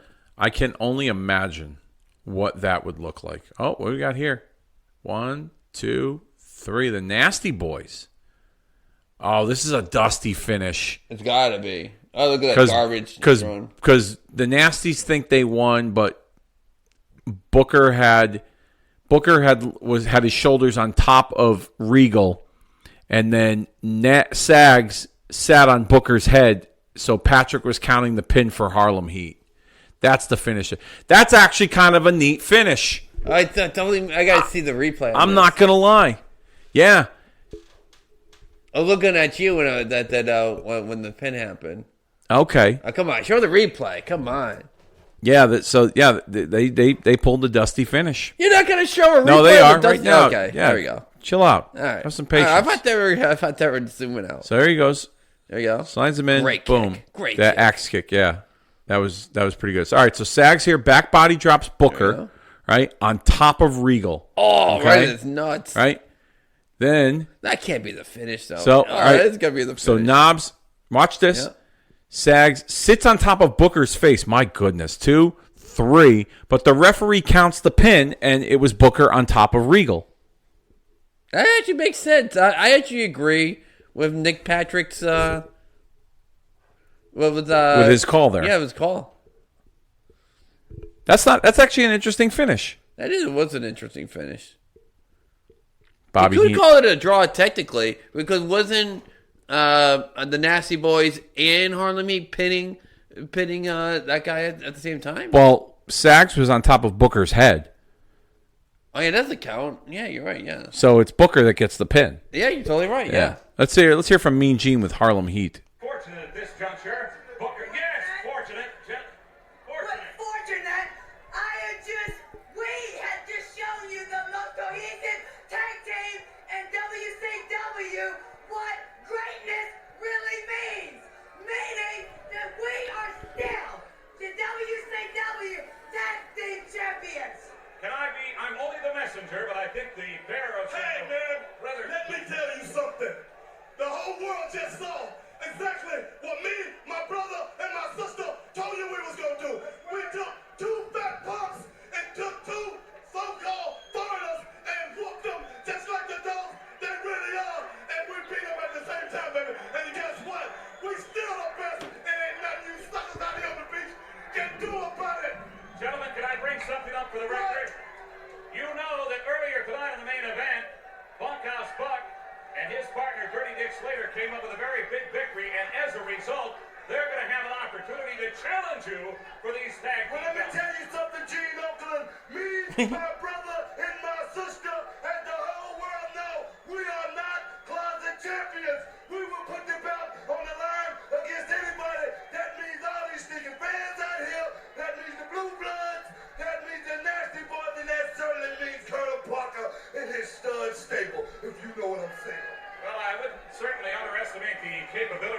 Bunkhouse Buck and Dick Slater, they fared very, very well as of late. No, we do not underestimate anyone. Bunkhouse Buck, Dick Slater, Colonel Parker, being that you scored that nice little victory tonight, you as the #1 champion as of now will get your title shot. As we said, we are not closet champions. We don't run from anybody. We go face to face. Thank you very much, Booker T, Stevie Ray, Sister Sherry. Get some. You better want some. But, buddy, I'm going to tell you, you better be bad enough to come take some. Yeah. It almost worked. I fucking love Booker T. Yeah, all-time great. I mean, doesn't get enough credit for what he's contributed. I totally agree with that. I mean, he's done it all. You know, between tag team, single, serious wrestler, comedic wrestler. Yeah, he's done it all. What are we looking at? That's a helicopter shot. So that's the camera guy. You know, all the helicopter shots, which they don't do that now because they have these things called drones in 2024. But, yeah, that's a helicopter shot of Bash at the beach there with the 10,000 people.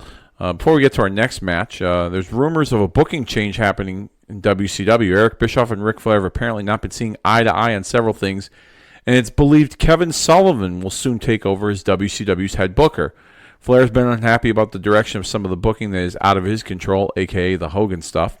Flair wants to book the TV shows around the television title matches, but Renegade is the current TV champion, and he's not capable of working more than 2 minutes without being completely exposed as awful. Flair wanted to put the belt back on Arn Anderson so they could fill up TV time with longer matches, and Flair is also against the idea of putting Vader in the Dungeon of Doom. Meltzer notes that if Kevin Sullivan ends up becoming the booker as expected, it's likely that his wife Nancy, a.k.a. Woman, will return to WCW in some role. What do you think about that? Yeah, no, don't have Vader in Dungeon. No, Vader definitely better off on his own, and I'm Yeah. glad that they didn't go that route. Some more news and notes. Dr. Isaac Yankem was revealed at the latest Monday Night Raw taping to be Glenn Jacobs, better known as the Unabomb in Smoky Mountain Wrestling. You remember the dentist? I remember the Unabomber. Yeah. I didn't know of the Unabomber when I was a kid back then, but watching what's that, Smoky Mountain, right? Yeah. That was really good Yeah. stuff. I yank him. I love my gimmick wrestling. Yes. Oh, here's speaking of gimmicks. Barry Horowitz at a recent television taping pinned Skip of the Body Donnas, which was played up as a huge upset, and claimed that Horowitz had never won a match before.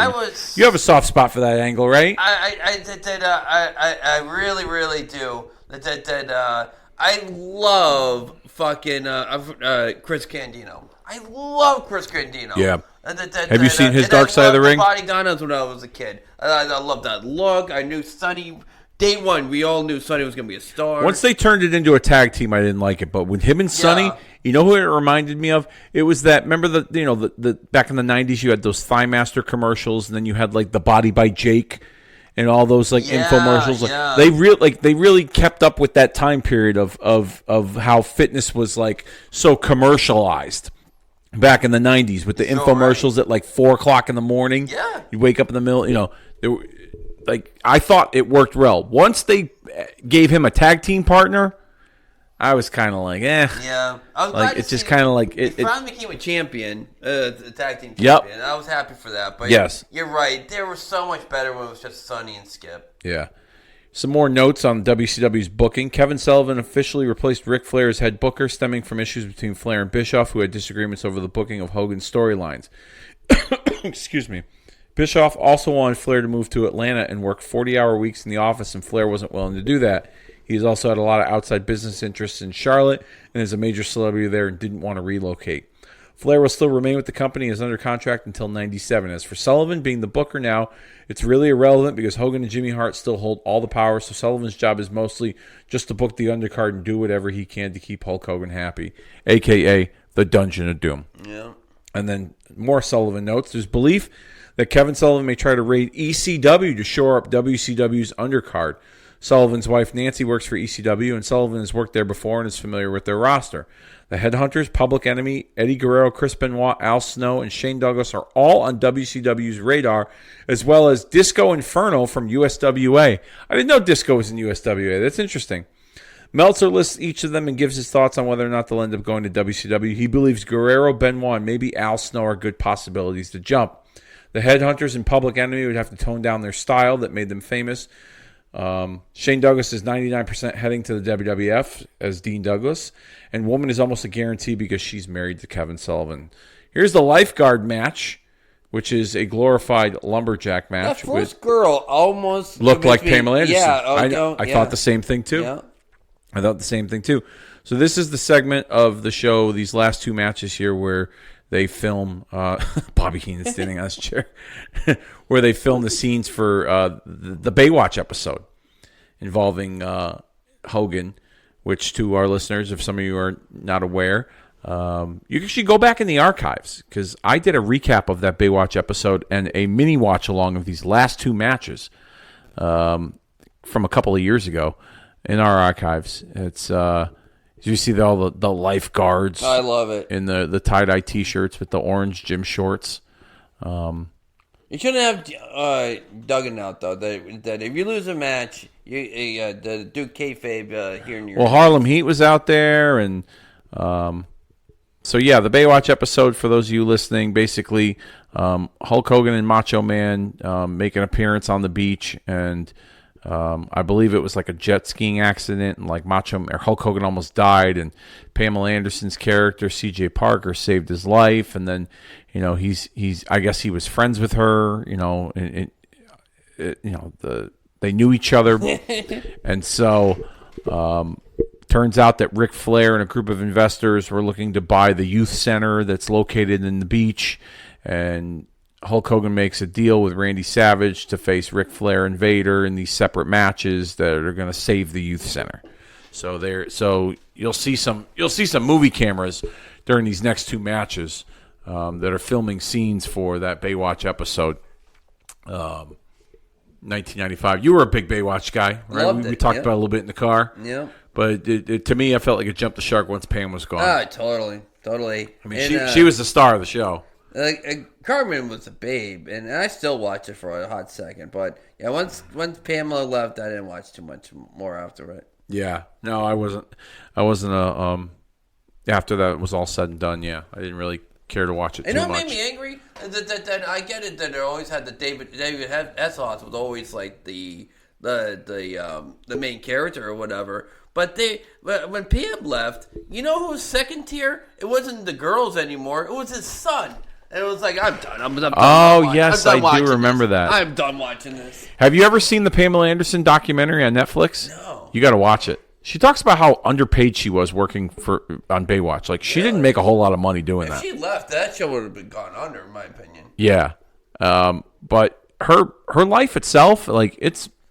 And she talks, too. It's not just, like, a bunch of people talking. Like, they sit down with her, and she talks about her life and her career in Hollywood and everything.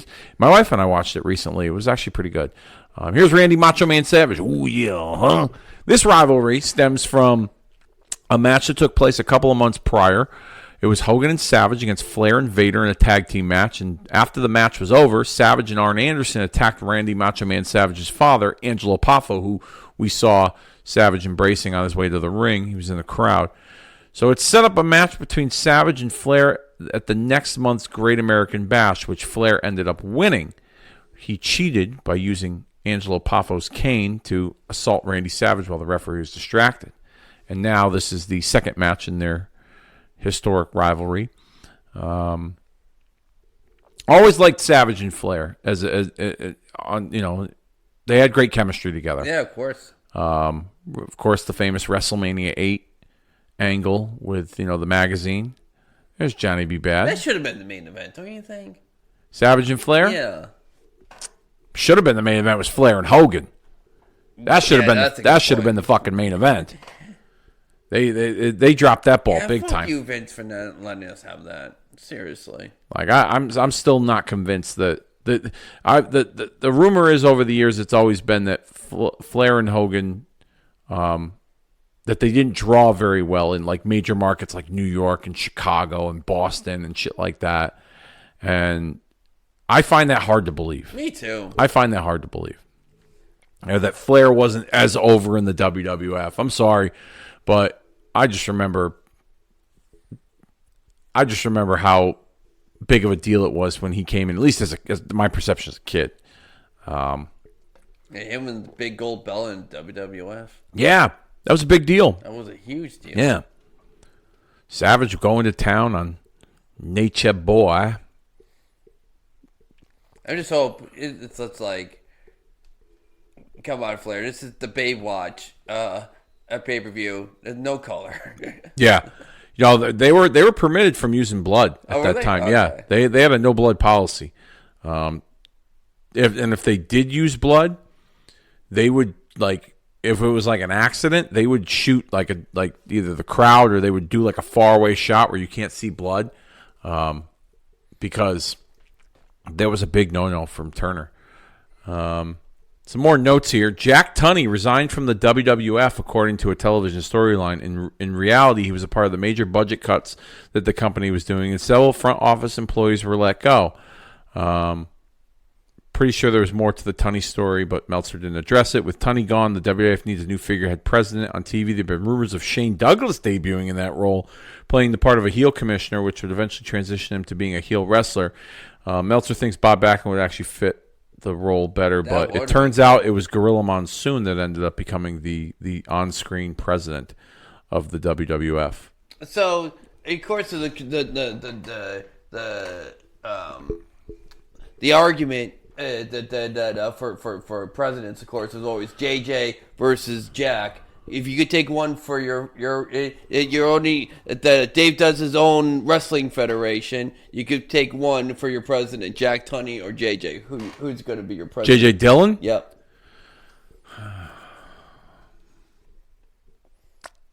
I'd have to be partial and go Jack Tunney. See, I love Jack, me too, and everyone takes JJ. And I'm like, I'd have to go Jack Tunney. I don't know. Everyone loves JJ. I mean, I think the whole authority figure angle has been outdated for a while. Although I still think it works, though, for the record. There's some parts of it that were so like what we're currently seeing in WWF these days with Nick Aldis and Adam Pearce. Yeah, they're not they're very like straight laced down the middle. Like they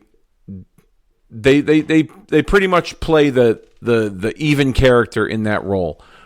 Aldis, I think, has done a tremendous job, and I think Adam Pearce, in more recent memory, has done a great job too. But I just don't want it to turn into like, well, one of them is going to become a bad guy, and then they favor the bad guy wrestlers, and it just that concept is outdated.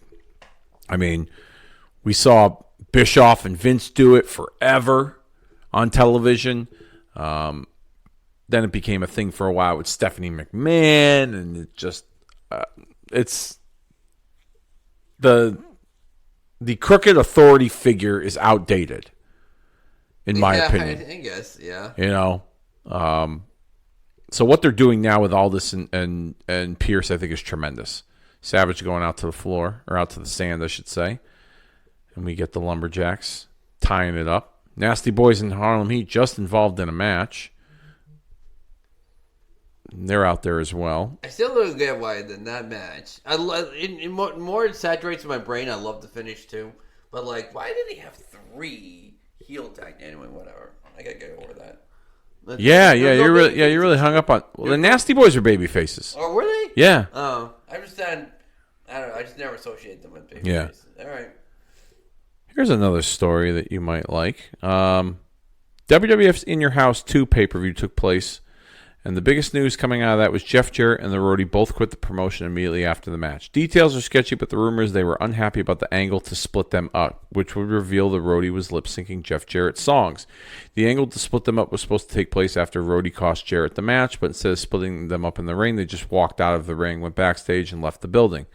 WCW reportedly is interested in Jarrett, but he's still under contract to the WWF, so that's a pretty big hurdle to overcome. As for Roadie, he was being given his first career break and seems to have walked away from a pretty huge opportunity. Yeah, no kidding. That was not a smart move on their part. No. Just getting up and walking out. Yeah, what are you going to go to WCW? Neither of them. With the Armstrong brothers be jobbing out? Yeah, I know, right? Or what are you going to do? Fucking put the roadie in the Dungeon of Doom? Like everybody else? Put the dog suit on him? There you go, road dog. Yeah, you're the road dog. Yeah, you're the... From the dog pound, representing the Dungeon of Doom. He's the road dog. Oh, bow, wow, wow. Fuck out of here. What else we got in my notes here? We can share and discuss. Oh, SummerSlam is rumored to feature a match with Yokozuna and Owen Hart taking on the NFL's William Refrigerator Perry and Steve Mongo McMichael, which the company hopes will generate some kind of mainstream publicity as the Lawrence Taylor match did. It's well known that both Perry and McMichael want to be pro wrestlers. Perry's available now that his football career is over, but last word is that McMichael is still with the Green Bay Packers, and if he's playing football, there's zero chance they'll let him wrestle and risk injury. Obviously, McMichael never made it back to the WWF after that WrestleMania appearance, and then he would make his way to WCW. Refrigerator Perry, that's an interesting... I mean, I don't know if that's true. That's just what Meltzer's reporting. Yeah, that's a big name back in those days. In the Refrigerator Perry. Yeah. McMichael finally getting the... Speaking of McMichael, finally getting the Hall of Fame nod. Really? Yeah. I know you said that he wasn't the greatest football player, but... We're talking Wrestling Hall of Fame. No, we're talking Football Hall of Fame. Really? Yes. No, I'm even more stunned. Yeah. No, that's no. The NFL officially became the Hall of the Very Good. I mean, the poor guy's got Luke. The poor guy's got Luke Gehrig's disease, for Christ's sakes. He's going to the Hall of Fame because he was on the greatest team of all time. He was the '85 Bears. That's what you consider the greatest football team of all time. Absolutely. Yeah. Either that or '89 49ers. Those two teams beat the shit out of the 70s. They were unstoppable. That's my opinion. But anyway. Okay. That being said, I would put, and we all know that his wrestling skills were the shits. Yeah. I thought you had a better shot for the the Wrestling Hall of Fame. Wow, I'm really shocked to hear that. Now I'm really actually angry because my boy Jared Allen, who's like the top 10 in sacks, isn't in the Hall of Fame yet. But fucking Steve Mongo and Michael, fuck that. Anyway, whatever. Yeah, Mongo, I didn't really care for him as a horseman. A lot of people think like, oh yeah, he was colorful and added something to it, but I didn't care for him as a horseman. I actually liked him on commentary. The only time I thought that like he fit that he fit in the genre of wrestling was an episode of Monday Night Raw where he was out on commentary because they were hyping up him being in Lawrence Taylor's corner for WrestleMania, and he had a pull apart brawl with Kama from the $1 Million Corporation, who would later be known as the Godfather. And I just remember like how real it looked. And I was like, wow, this football player is really, he's making it good. And they never expanded on that. I was hoping for more of a showdown at that WrestleMania with the football players and DiBiase's henchman from the $1 Million Corporation. But Flair with the advantage here. Kick to the face on Randy Macho Man Savage. Ooh, yeah, huh?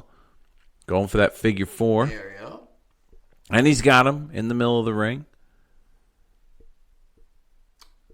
My one big gripe with Ric Flair's Figure Four, when it was a big match, it took him 4 times to do it to finally someone submit. That already did a bullshit punch you in the balls, rolls you up. the Figure Four never made the main eventers tap out or whatever. That was always my biggest gripe with the Figure Four. Maybe one time, seriously, where you can think the main babyface on the biggest pay-per-views said, I quit, let go, please. From Flair delivering the Figure Four, I probably can't name anybody off the top of my head. I can't. I mean, it was always a spot where, like you see here, Savage fighting back and he reverses it. Yeah. Just about everybody did that. Luger, Sting, Hogan, Savage, everybody that was, wrestled Flair and Flair put that move on. I don't think they ever succumbed to the Figure Four. It was more or less a move that Flair would... You're right, Dennis. I don't really remember anybody of significant value that would lose to the figure four in a match against Flair. It was a lot of the enhancement guys or mid-card guys that would lose. Or a heel. Or Flair was a babyface and he wrestled a heel and he put them in the figure four and they lost. Yeah, that's a good little stat. I didn't even think of that. Even as a kid, I always thought that. I'm like, here we go. You know, he's not going to give up. Blah blah blah. I will say that I know that you are not the biggest Charlotte Flair fan, but I will say I like her version of the figure four that she calls the figure eight and how she like bridges and torques back to kind of put more pressure on the legs. It actually looks kind of cool. I totally agree with you. And she had to make it different. If she just did the figure four, people would be like, come on, really? Anyways, I like that twist. Yeah, it differentiates her, but at the same time, she's also paying some kind of tribute to her father, which she should be back relatively soon from her injury. I know you're super excited for that one. I tell you what, that I know I haven't been watching, but I know the WWE has been on fire recently. But rumor has it that the women's division not been. I mean, they're going through a transition period. Okay, so they need so you're going to drop out of your chair when I say this. I actually think the WWE needs Charlotte Flair right now. So you know, I'm not against it. Although I think Liv has done a tremendous job in her role. She's, since she won the title and she's kind of gone in this like heel streak. Rhea Ripley, I think, is their biggest women's star right now that's currently wrestling. Yeah, I'm starting to think when she retires, maybe all time. And she's only like 27 years old too. Incredible. So she's unbelievable. She's young, she's beautiful. I know Becky Lynch is not under contract right now. Oh, Arn Anderson with a DDT. Probably one of the greatest moves in all of wrestling that they've allowed people to kick out of now. DDTs used to be finishers. Now they're just, when Jake the Snake put the DDT on, you knew it was over. I love kick that out. ring psychology. I thought for sure Macho was going to put his leg on the rope. And Flair nice job. Flair hooked the leg, Ring awareness. No, absolutely. Ring awareness. I like that. Yeah, definitely Flair realizing, I'm too close to the rope. I got to make sure that he doesn't kick out with his foot. So the girls are going through a transition period in WWE, but I think they're doing a tremendous job. Bianca Belair, even like Shayna Baszler, Nia Jax has done really well. So I think they're in a good place. Becky just recently let her contract expire. I'm guessing she'll come back in some form. For real? For real. Wow. Yeah, I think she's trying to be more of a mom and be home and. I'm guessing she will be back. Also, that the kid and your husband is that Seth Rollins. Yeah, and I don't think they're not doing. I bet you they're not applying for food stamps. Yeah, they can pay for groceries. they can pay for groceries for sure. Double axe handled by Macho Man, and setting them up for the big elbow body slam. Here we go. He's going to go up top. I think this is the end right here. I think we're reaching. A clean finish? It's a baby face. He's going to clean finish Ric Flair after he just kicked out. Yeah, it's over. 1, 2, 3. Your winner of the lifeguard match. By far the match of the night. Yeah. So far, at least. Yeah, I'd venture to say probably the best match on the card. That was good. I had a lot of fun watching that one. Yeah, it was definitely a fun little match. Yeah. The 100,000 people there in attendance on their feet because there are no fucking chairs. You know what? If we're gonna give shit, if we're gonna give kayfabe numbers for WCW, we gotta do it for WWF too. Oh yeah, of course. I always believed that bullshit about Detroit in the Silverdome, 100,000 people. You find out it's like 80 to 75,000. Something like that. Yeah. Fuck you. 93,000. Yeah. I mean, I always believed that until like a year ago. Well, the funny thing is too is that so when WrestleMania went to Dallas, that one year when they first went to Dallas at the new stadium at Jerry's World, and they announced like 101,000 or something like that. From what I understand, okay, they actually their real numbers were like 94,000 people, okay? So their real numbers at 94,000 beat the kayfabe record of WrestleMania 3, which was 93,173 instead of the 70,000. I could care less. There's a lot of fucking people there. It doesn't matter. Like, Yeah, right? people were complaining about it last year when AEW went to London and, they got like 80-something thousand and, like, if it's real or not, great. I could care less. Like, there's a lot of fucking people there watching wrestling. That's all that matters. They had a good time. Shut the fuck up. Like, I mean, I just don't like it when the AEW diehards, they I don't know. I'm not even going to get into it. I just don't like when fans argue about that shit. Like you're a businessman. Like, you fucking know. Like, you could care less. You watch wrestling to watch wrestling. Do you watch wrestling to count how many bodies are in the building? If not, shut the fuck up.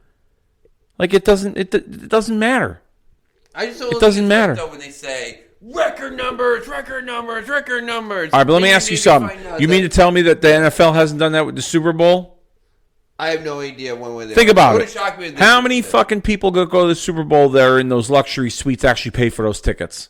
You get a lot of Hollywoods and other athletes and corporate sponsors and everybody. Who are they paying for those? The whole event's corporate event. Yeah, exactly. Yeah. That's my point. Yeah. So there's probably at least like 20,000 people that are at that game that are sitting in those luxury suites because they're not fans unless you got a lot of money to spare as a fan, as a diehard football fan, to spend money to go sit in a luxury suite at the Super Bowl. The cheapest. You mean to tell me that the NFL doesn't fudge those numbers too? Get the fuck out the of here. cheapest ticket Everybody to the does. Super Bowl last year was $3,000. The cheapest. Yeah, and you were probably sitting up in the Bob Uecker seats. Footage here of the Vader Roadkill tour, mowing through everybody. Vader time. I always love Vader. Same. I thought he was when he came to WWF. I thought like, oh man, he's gonna really shake it up, and his run was like a fart in church. You know me. After he attacked Gorilla Monsoon. That's what I'm about to bring up. Yeah. You know me. I'm always creaming my pants over Kane's His debut. Debut, but Arguably the greatest debut of all time. I would go down the hill saying Yeah. that. But how could you argue all day? The second is Vader with the Gorilla Monsoon and all that other stuff. Hey, but that's actually his debut though, when he beat up the Gorilla Monsoon. No, he debuted the night before in the Royal Rumble match. That's right. That's right. But still, I didn't watch the Rumble that year. Yeah. My debut was that. The night before or the night after on Raw. Yeah. Yeah, I mean, Vader was a specimen. Oh, I love him. He was something else. The only thing I didn't like, I was watching like him when he was still alive, a shoot interview when he broke that guy's back. He still doesn't give a shit. It's like, fuck you. Yeah, he was a little careless at times from what I've heard. That's what he was like. It's wrestling. What are you gonna do? The cage is being constructed on the beach for this this main event here. I remember one time in Hartford, I think it was Honky Tonk Man versus the Macho Man for the IC Championship. In a cage? And there was something going wrong. It took them like 45 minutes to build this fucking thing. And everyone was just like, get on with it already. Fuck the cage. Let's have them go 1-on-1. I just remember people like screaming that. Like, oh. Has that ever happened to you when you're on a live event and there's like a gimmick match and it's like the gimmick is taking forever for them? I haven't experienced that. Right. I haven't experienced that yet. Although I will say I once saw a Kevin Nash shoot interview where they had him wrestle Yokozuna in a dark match, and Bill Watts was the promoter or the booker at the time. It was like this is like 1995. Nash is the champ. He wrestles Yoko in a dark match, but they put him in the big blue cage. And I guess they put the cage on backwards or something. They put it on wrong, so it took them like 30 minutes to put it on. Then once they realized that it was, it went on the wrong way, they had to put it back on the right way. So it was like another like 30 minutes. So it took them like almost an hour to like get this thing on, and I guess they could tell the crowd was getting a little antsy. So like before the match, he pretty much told Yoko like, this is gonna be a quick one. We're going home. We're going home soon. And Yoko was all about it. He's like, yeah, let's do it. So I guess Yoko fucking like charged at the corner. Nash ducked. Fucking Yoko hit the corner. Nash gives him the big boot. 1, 2, 3 match over, and he walks out of the cage. And Bill Watts was like, what the fuck was that? You're supposed to give us at least 10 minutes. He was like, man, that crowd wanted us to go home. You didn't hear them? And it was and Nash was the champ at the time. Yeah. So he had stroke. And I guess him and Watts had some heat from when Nash was in WCW. Apparently Watts, not buried him, but like he he rode him pretty hard and gave him a hard time when he was, Vinny Vegas. And I guess they got into a physical altercation once, and Nash didn't forget it. So when Nash... That was Nash's idea. I thought Nash wanted to be Vinny Vegas.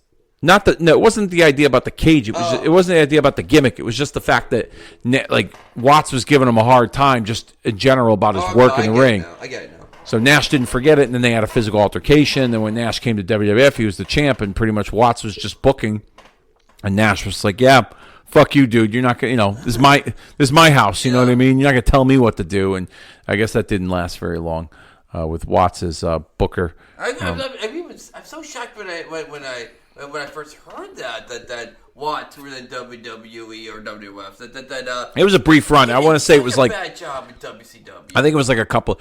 You know what? Watts.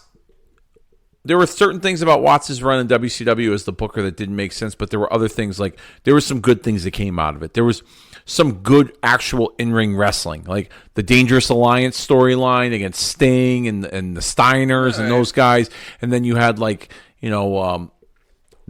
there's just, if you watch the wrestling aspect of it, the bell to bell, there was good matches. Did some of the stories make sense? Yes and no, but some of the stuff he was trying to institute, like no flying off the top rope, no throwing over the guy, like that shit was dumb.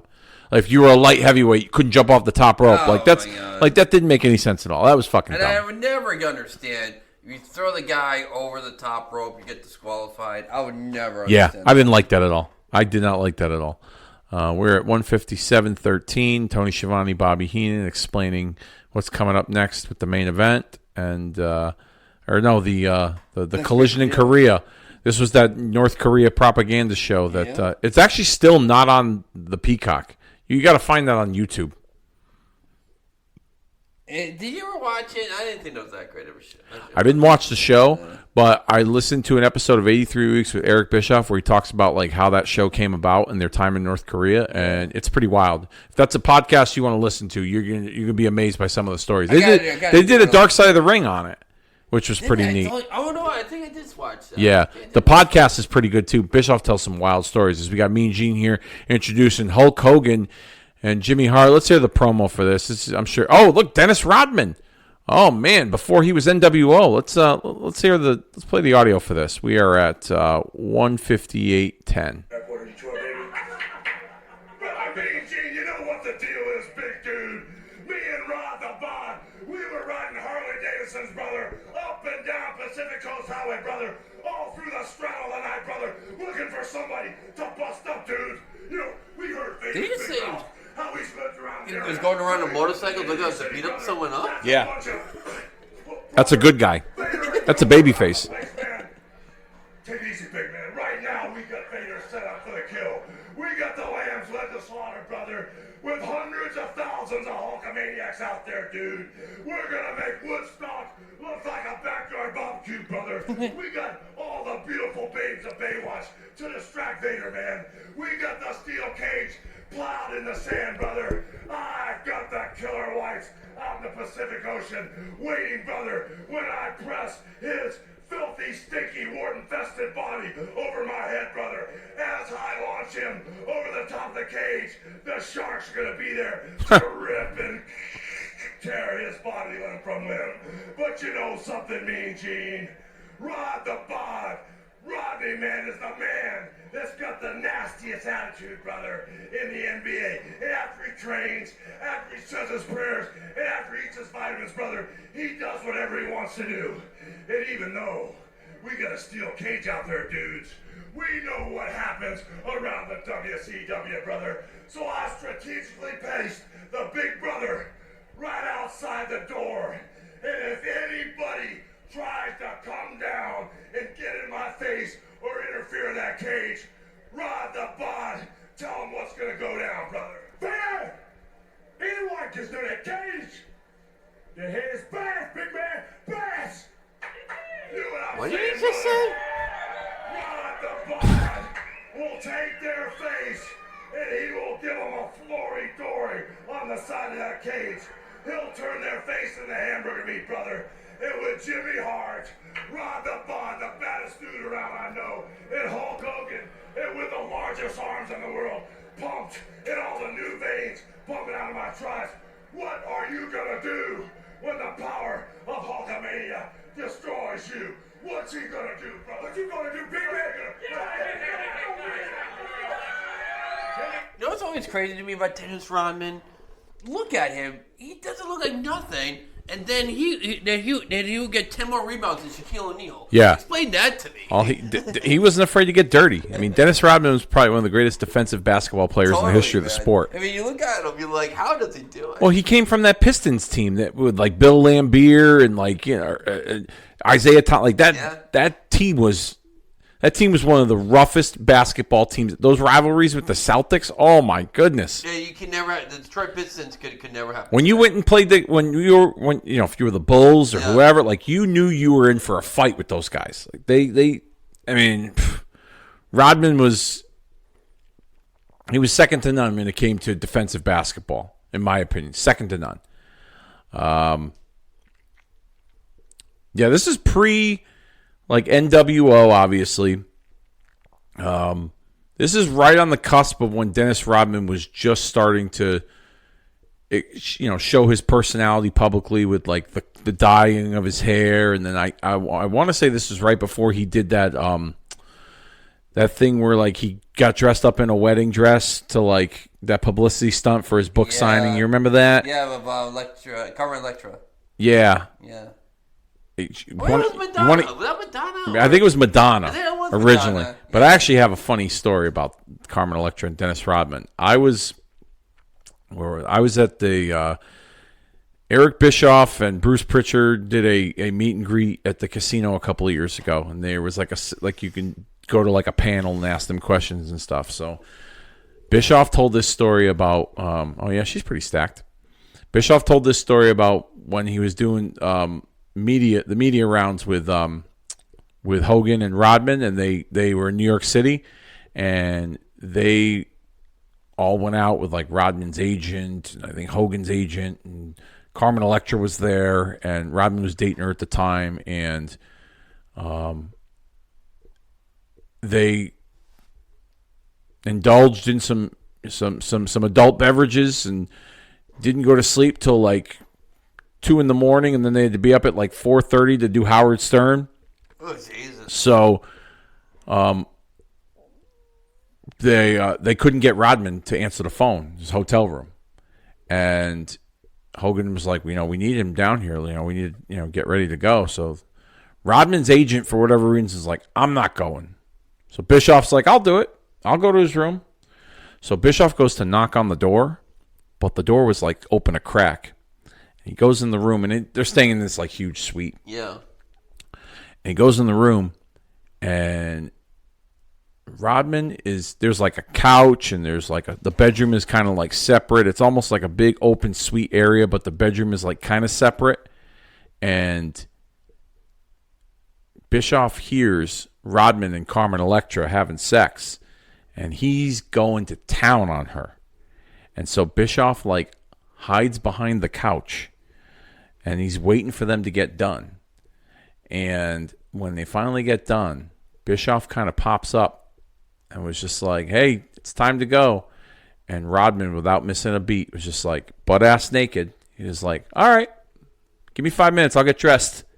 Got dressed, brushed his teeth. They walk out the door, and they go to Howard Stern.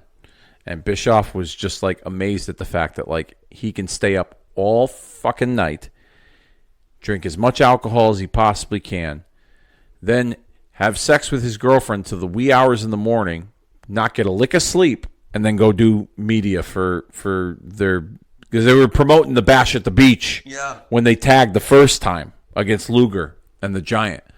But Bischoff said it was like he was like a little kid. He was like hiding behind the couch, and then like he literally popped up, and like nobody said a word. It wasn't like awkward. Like Carmen Electra was just sitting there, and she was just licking her wounds after she just got her brains fucked out by Dennis Rodman, and Bischoff's like, "Do you want me to leave?" And he was like, "No, you're good." Rodman butt ass naked, the whole deal. Yeah, so it was pretty funny the way Bischoff described it. It was I got a kick out of it. Some people can just do that. That once upon a time, I was partying with some coworkers of mine. Yeah. And we had to be at work in the morning. Dude, I'm literally puking in the toilet, all this other stuff. You get the gist. Yep. My buddy's doing the same thing.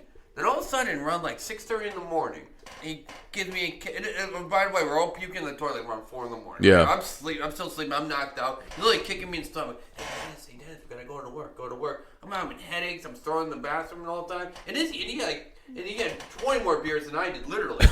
and he drove us to work and stuff, and he's all cool. And I'm just like, how are you fucking doing it? He goes, I don't know. Some people can just do that sort of thing. I don't get it either. I used to live my life both sides, and burning the candle on both ends. And there were a couple of times where I had some late nights, and I wouldn't go to sleep till the sun came up. Now I got to get up for work, and I was like, oof.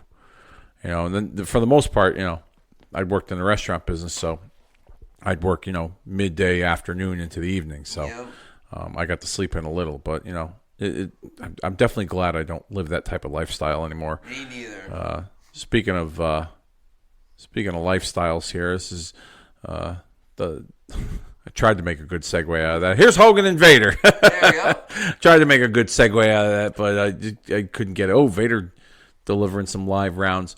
Now, 95, Hogan Vader. Was this considered like a big deal match for you as a fan? It should have been, but it didn't feel a big deal. The only big deal match right now for WCW for me was Hogan Flair. With Hogan Flair, everything just felt second tier, and it didn't feel like either. I love Vader, and I always felt that he is a threat to people. Yep. Not never to Hogan. Really? I never thought he was ever going to beat Hogan. No. See, at the time in 95, so this is their second pay-per-view match. Okay, they had 3 singles matches on pay-per-view. The first one they had was at Super Brawl in February, which is a really fun match. And I just remember the hype going into that show, that this was like a first time for Hogan and Vader. And, I just thought like this is a big deal because of pretty much Hogan came from the WWF and he conquered every monster. Comes to WCW, and this is the one monster he hasn't conquered yet. And Vader had gone through everybody at that time. Sting, Cactus Jack, Ric Flair. He had mauled everybody. So I thought their first encounter was really fun because it was the first time, and you didn't know what to expect because Hogan never faced somebody like that. Oh, there he is. Puts the big headgear on. That's kind of neat. I wish Vader used that headgear in WWF, but anyway. Yeah. Yeah, it would have been kind of cool, but you know how Vince was at the time. Vince took things from their characters from other organizations and abandoned them or put them off to the side. Yeah. Hogan with the advantage here inside the cage, saving the youth center from the boys and girls of Huntington Beach, California, on that episode of Baywatch. Did they do another match before this event, or was this actually the match on the Baywatch? I forgot. They filmed clips from this match and incorporated it into the Baywatch episode. Okay. You see some of the camera guys behind Vader on the floor there. Yeah. Some of the movie cameras. Yeah. So they took clips from this match and they put it into the episode, and then I believe they filmed some of the stuff after the match backstage to incorporate it into the episode, like when Hogan and Savage were back there celebrating with Pam Anderson and all of them. I think they did that separately. But from what I gather, the appearance from Baywatch came along because Hogan was doing that Thunder in Paradise show. You remember that? Yeah. What did you think of that show? Wasn't the best. I thought that was kind of cool with the boat, and he was an ex-Navy SEAL. See, you know what, though? Maybe... I forget which came first, Thunder in Paradise or the Mortal Kombat TV show. I love the Mortal Kombat show. So when I went under, I was kind of pissed. So maybe I took it out on Trouble in Paradise. I'm pretty sure that it was Mortal Kombat then Thunder in Paradise. I'm pretty sure. You might be right. I didn't watch Mortal Kombat. Wasn't a Mortal Kombat guy. If you were a fan of Mortal Kombat, trust me, it wasn't much. But I was a huge fan of Mortal Kombat, so I loved it. Well, I remember when the movie came out, and I heard stories that it flopped. I didn't think it did. I know I could be wrong. From like a box office standpoint. Like, they didn't make as much money as everybody thought they did. Like, that video game was popular, man. Everybody wanted a piece of that video game. To this day, they still call it Mortal Monday, when Mortal Kombat came out for the Super Nintendo and Sega Genesis. Fans of Mortal Kombat be like, oh, yeah, I remember Mortal Monday? I'm like, who does it? Really? Yeah. See, I just remember having friends that were into it, and I wasn't really into it. I was more, I liked NHL, I liked the NBA, I liked the wrestling video games, I'm not even giving how much I love Mortal Kombat justice. That I can tell you that when and everyone knows I'm a huge Viking fan. So when Gary Anderson missed the field goal in '98, yep, 9/11, you get the gist. Those type of events. And the first time I've ever saw in the arcade someone rip off someone's head with Sub-Zero or things I'll never forget as long as I live. Really? Yep. Yeah, I remember the Mortal Kombat show used to come on. Was it before Nitro or after Nitro? It was after. It was midnight. Okay, yeah, because then the Thunder in Paradise used to be the lead-in for Nitro. Yeah, the Thunder in Paradise show used to be the lead-in for Nitro. So when I had about Nitro, no, which Raw did that? What? So it was Nitro, Mortal Kombat, or Thunder in Paradise, and it was Nitro again. They used to do replays of Nitro. What was so popular on fucking USA at midnight that they couldn't do the same thing? Silk stockings. But yeah, that's the thing. You do your silk stockings at 11, and then you do your Raw at 12. Anyway, I don't know. No, I get it. I totally get it. Vader missing that I don't know if it was a inverted moonsault or whatever, but Hulk's hulking up, brother, at least for now. Yep. He's getting a good sweat on here. I wonder how hot it was that day. I mean, the sun's been out, so I can only imagine. These guys are toasting. Yeah. And that poor referee with his little tuxedo bow tie thing there. Like they should have let the referees wear something much lighter. Yeah. But then again, the wrestlers are out there and they're heavy spandex or the cloth or whatever. Tried for the slam, didn't get it. Yeah, I've always loved that spot. The babyface trying to pick up the giant heel, and the giant heel goes fuck. Well, that was inspired by the Hogan Andre WrestleMania 3 spot right there. Yeah. Vader rear chin lock. Yeah, I've read some stories over the years that Hogan and Vader didn't have the greatest chemistry because Hogan was afraid or had concerns about Vader's style of work. It was stiff. And so that's one of the reasons why Hogan and Vader, I mean, they had 3 pay-per-view matches, but not everyone considers them all successes, especially this one. I give Hogan credit for one. I give Hogan credit for a lot of things, but one thing especially, he didn't want to wrestle the stiff guys. But granted, you could probably name me an example, but I can't name me one time where a wrestler got seriously injured wrestling Hogan. I can't. Right? I can't. I give all the credit in the world for that.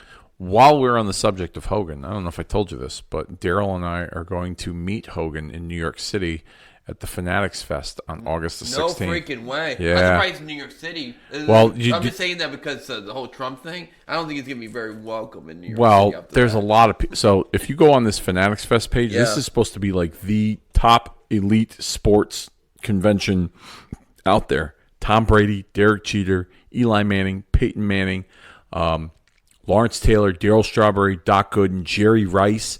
You go through the list. Like it's a 3-day event. Yeah. There's going to be like hundreds of check if Lawrence is going to be there. Lawrence Taylor's going to be there. I thought about maybe purchasing an autograph from him or getting a picture with him. I'm going to say he's breath on that. It's getting, like I say, it's in legal trouble again. Well, no, he's advertised to be there. Okay. Yeah. So Daryl and I are going to meet Hogan. We dropped a pretty penny to just take a picture with him. Ask me how much it costs to meet Hogan, just to take a picture with him. All right, before you said that, I would have said $25, $30. Now that you said that, I'm thinking it's up to $200. $246. God damn, that's a lot of money. We'll get a digital print Plus, we'll have one emailed to us, and we'll have insurance in the event that he no shows or he can't make it. You have to pay for the insurance? Yeah. It was an additional awful. $10. That's so awful. Because otherwise, if I go there, if I go there and he doesn't show up, I'll be hulking up like he's doing right now with Vader. So his session goes from 12 to 5 p.m. It's not sold out yet, from what I just looked last night, but Lawrence Taylor is from 12:30 to 2 p.m. So I might try to squeeze in a Lawrence Taylor photo op. That's my giant right there, and that's the only time I'd probably be able to ever meet him. So I'm. And I really do believe this. This is not me trying to be, fuck Brady, whatever. I go Lawrence Taylor, best football player of all time. I agree. And Brady's number 2. Yeah, those are the top 2 right there. Yeah.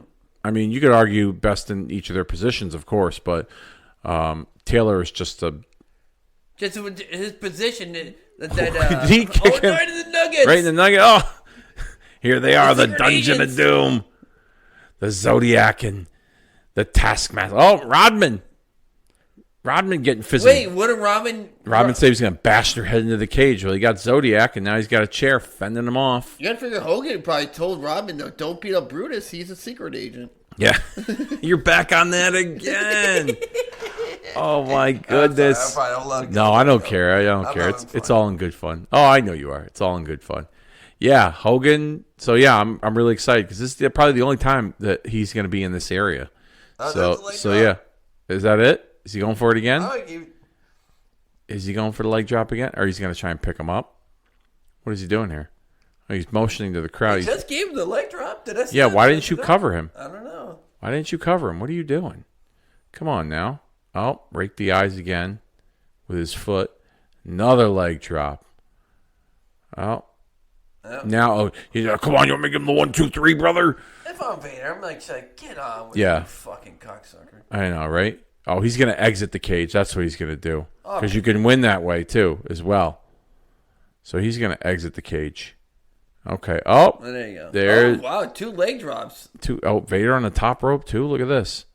There's got to be the finish, right? Close to it. Oh, even the referee's getting up there. Look at that. How many times? I never saw that before. I've never seen a referee climb the cage while the two of them. That's kind of neat. Oh, Vader gets caught.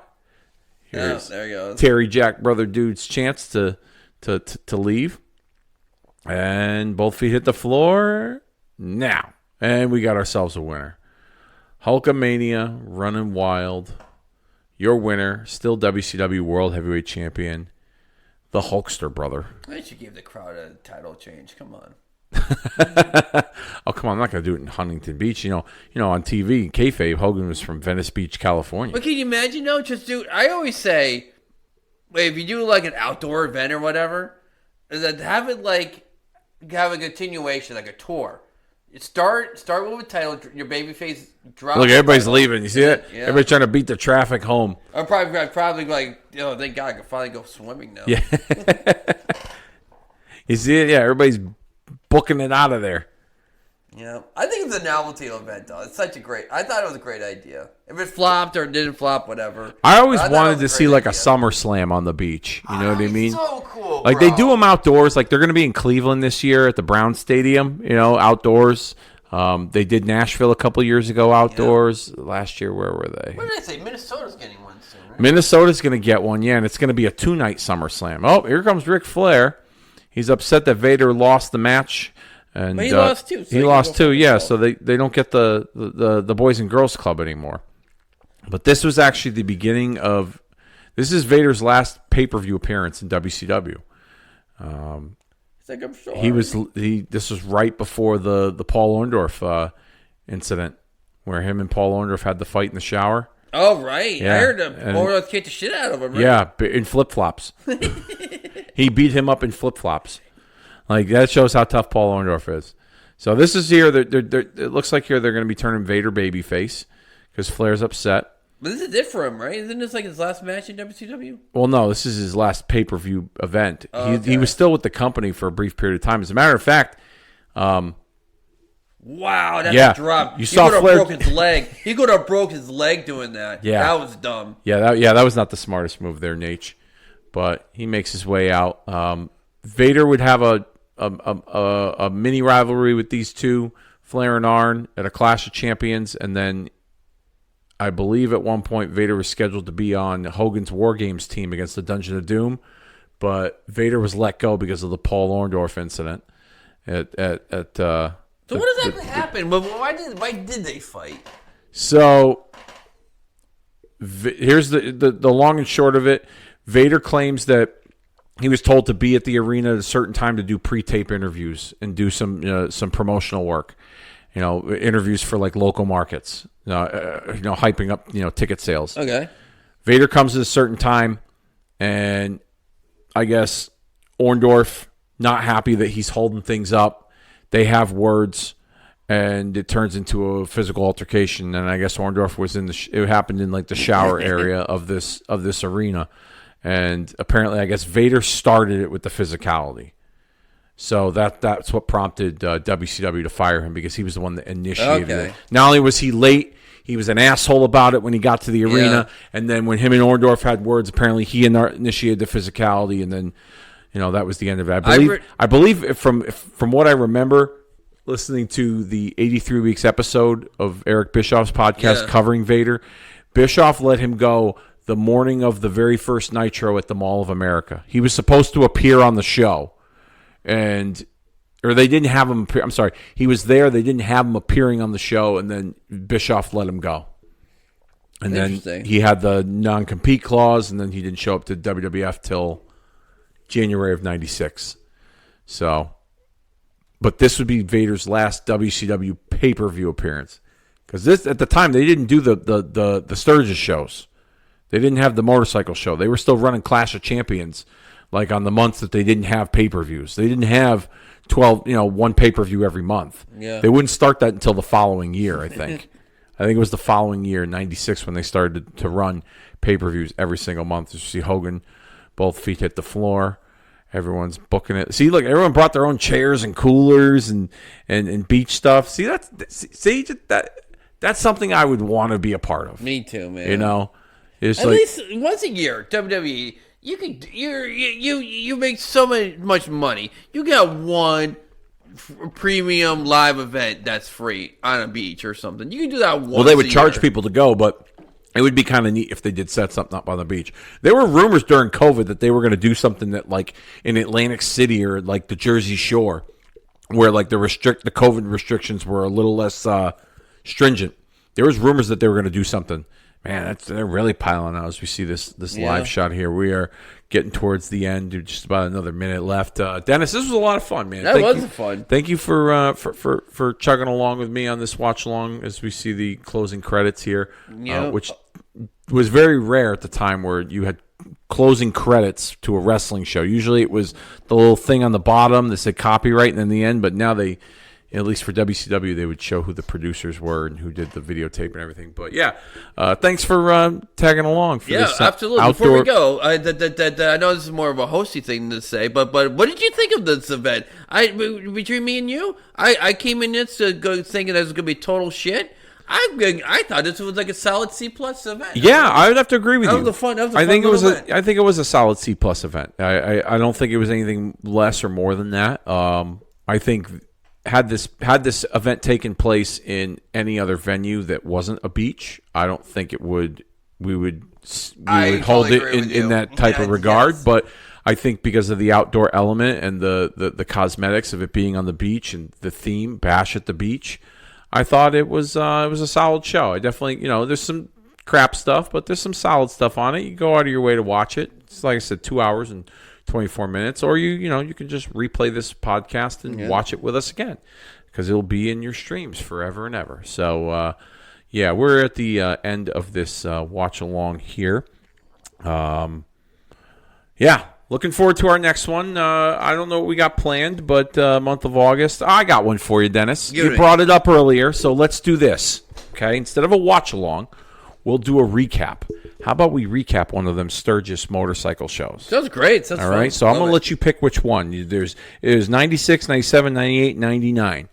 You can pick which Sturgis show from the Road Wilds. You can pick which one that you and I will watch it separately, and then we will recap it and talk about it here. Sounds fun. I like it. All right? Yep. All right, so that will be on the docket for the month of August, among other things. I actually have planned part 2 of our Diary of a Hulkamaniac, where I talk about my thoughts on the latter half of Hulk Hogan's career, as well as some other SummerSlam themed stuff. Even though SummerSlam's taking place in early August, we're going to be covering some of the earlier SummerSlams at the end of August, so that should be a lot of fun. I just want to say, well. I fucking love the name, Diary of a Hulkamaniac. Yeah, that's a great. Yeah, part 1 in the archives. You can find it. It's celebrating the 40th anniversary of Hulk Hogan in the world of wrestling. That took place back in January. So the second half will be at some point the month of August, right around Hulk Hogan's birthday. So we'll drop it for you then. So I think that about does it for this episode of Kicking Out at 2. Thank you for pressing play, hitting download. I know we had a little bit of a sabbatical.